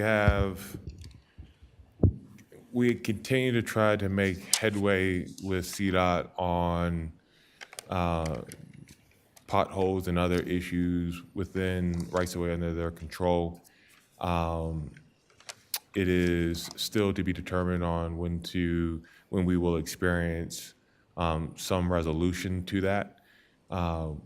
They have responded to that. They have investigated, analyzed, and then obviously will get back to us. But obviously that's not taking action in fixing those. And when we have had them make certain repairs, those repairs have required additional follow-up to a standard. So, we are doing our best of championing and trumpeting the horn as it pertains to the issues within our community. I would say, as you all have conversations or can have conversations with your counterparts within the CDOT organization, I would encourage you to do so. For Region 1 to take earnest interest in Brighton Boulevard, 224 and 104th. Thank you, City Manager Rogers. I'll reach out and have conversations, and so that us as a body, I'll be looking forward to seeing how we, as a body, escalate this discussion. I think our residents deserve. We've been talking about this for a long time about how do we make sure things are road conditions in the south part of the city, and I would love to talk to us as a council and maybe a resolution or something in the near future to keep this moving forward because it's not acceptable. It hasn't been acceptable for a long time. And so thank you for the update, and we'll be continuing to having discussions about that. Thank you. Any other council members have reports? Councilmember T, do you have a report? Okay. All right. Since we didn't have a meeting last week, except for the school, we did have a school board meeting, joint meeting. But last Thursday, I had an ADA board meeting, and it was discussed they were working with CDOT to improve certain roads on Colfax and Federal, and CDOT's getting involved with that. And I had asked about going eastbound, 104th corridor, 120th, to improve the roads and also multimodal transportation when it comes to RTD. RTD did say they are planning on coming to the city council soon for an update, kind of like we did oil and gas, but this is going to be invite from RTD. Also attended the Adams County Mayors and Commissioner Youth Award, along with Councilmember Teeter and Dukes, and just hearing those stories about the students and their challenges, and some is younger that are in middle school to high school, and every story is not the same. So I appreciate your colleagues in support and in learning and also supporting those students. And we did have one student going to the next level, to the Adams County and Youth Award at the county level. Let's see, had a joint meeting with the Adams 14 School District last Monday. And then Metro Mayor's Caucus, we had a lot of discussions around CML legislative updates, and I asked Michelle to send that out to all the council to know exactly where the caucus is at and where CML is at, because we do talk about those items at, all the same. And then just this last Thursday with Councilmember Kim, Councilmember Chacon, Councilmember Douglas, got to visit Adams City Middle School Boutique, tour the boutique, and Brandy Valdez, she is doing amazing things over at Adams City Middle School as far as supplying those necessary items that families need on a daily basis, from diapers to soap to clothing. They really have expanded that boutique, and then had the opportunity to meet the new principal. And then that same evening, I went over to the Commerce City Youth Commission, attended that meeting as well. I believe they're looking at doing 4 town halls with the Commerce City Youth Commission. But with that, I appreciate everybody's participation on this council and making Commerce City what it is and what it has been, and looking into the future. And to know, so I had a question too, City Manager Rogers, on the asphalt. So I know certain areas in the south, we have Adams County roads, and we have the responsibility of CDOT. We've gone over this several times, that they don't have the money. As we know, what they're trying to, the state is trying to reduce their budget by $1.5 billion. That includes operation and maintenance as well. Yes, sir. So, and maybe there's an opportunity on April 21st, when we're talking about the asphalt pavement management, if there's any discussion around the city being proactive in filling some of those holes that our residents drive on a daily basis, that may not be that big, but they have a huge impact because of the size of the craters. Yeah, I think we'd be more than willing to want to take on some of that responsibility.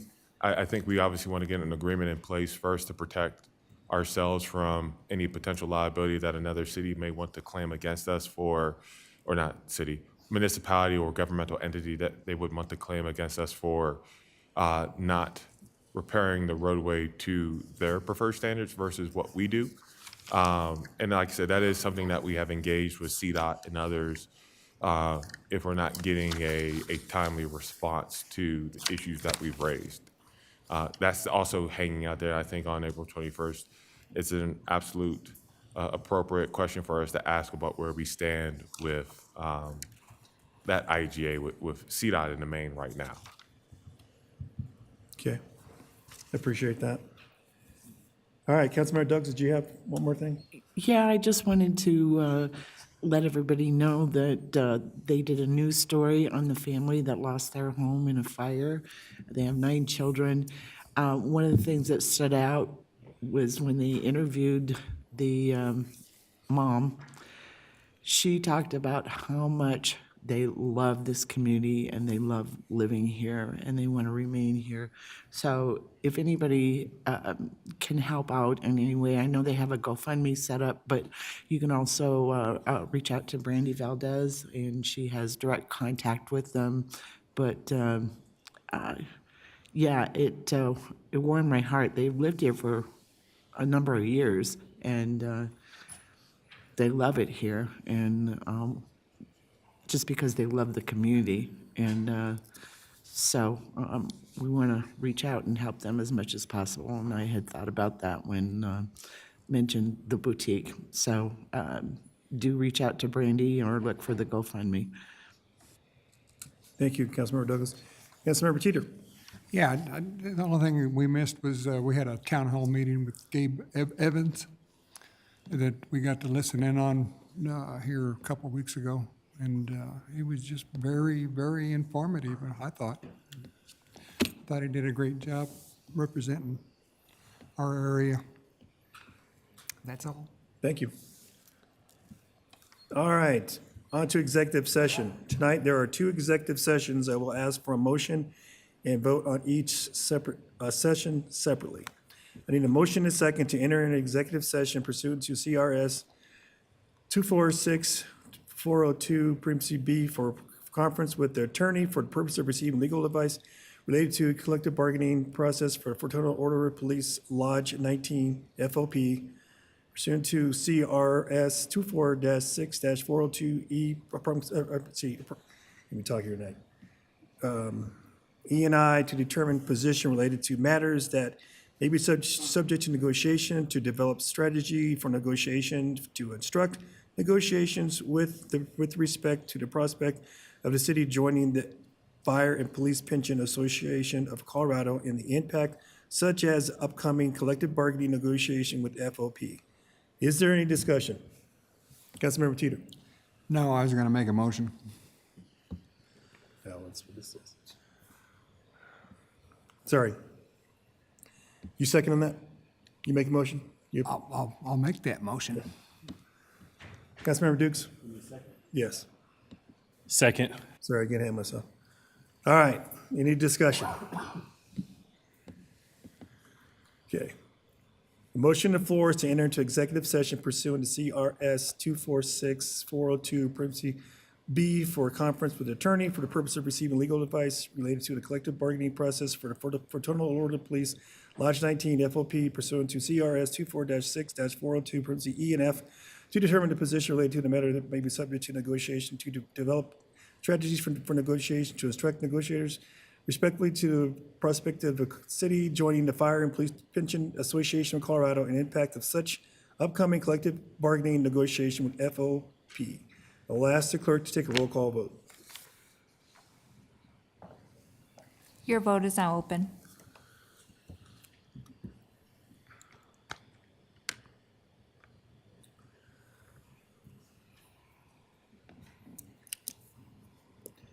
That passed unanimously with 2 excused absences. Second one.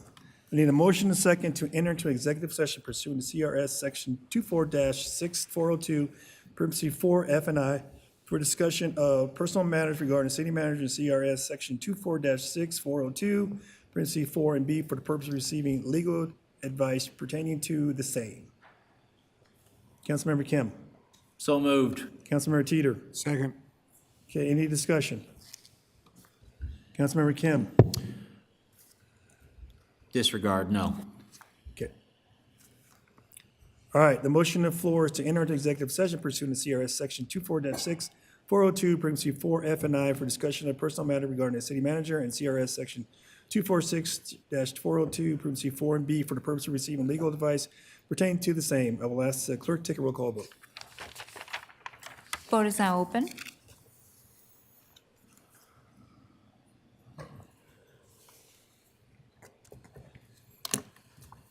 Okay, that passes 7 with 2 excused absences. We will now enter executive session. Council will return from executive session and may take action. The meeting broadcast and recording will remain up. The executive session are estimated to last approximately 1 hour, and the time now is 9:34. Would like to extend it another 10 minutes? Or you feel we'll be done by 10:30? Okay. It'll take 10. It's only take 10 minutes.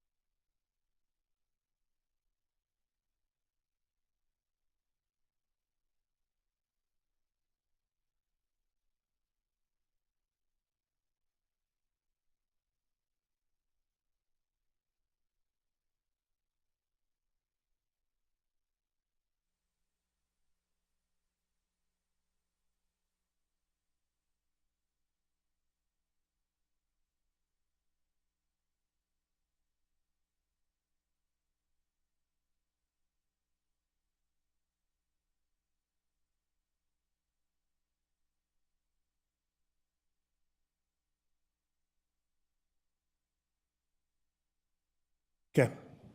Thank you. All right, and then undo master mic mute. Okay, and then back to voting. All right, now we're good. We're good, Mayor. Thank you. All right, thank you. We're back from our first executive session. Now we need to continue, and we come out to ask for a motion to extend the meeting. Councilmember Kim. Yeah, I'd like to make a motion to extend the meeting to 30 minutes. Councilmember Dukes. Second. Any discussion? Motion on the floor is to extend the meeting another 30 minutes, which would be 11 o'clock. Vote is now open. Thank you.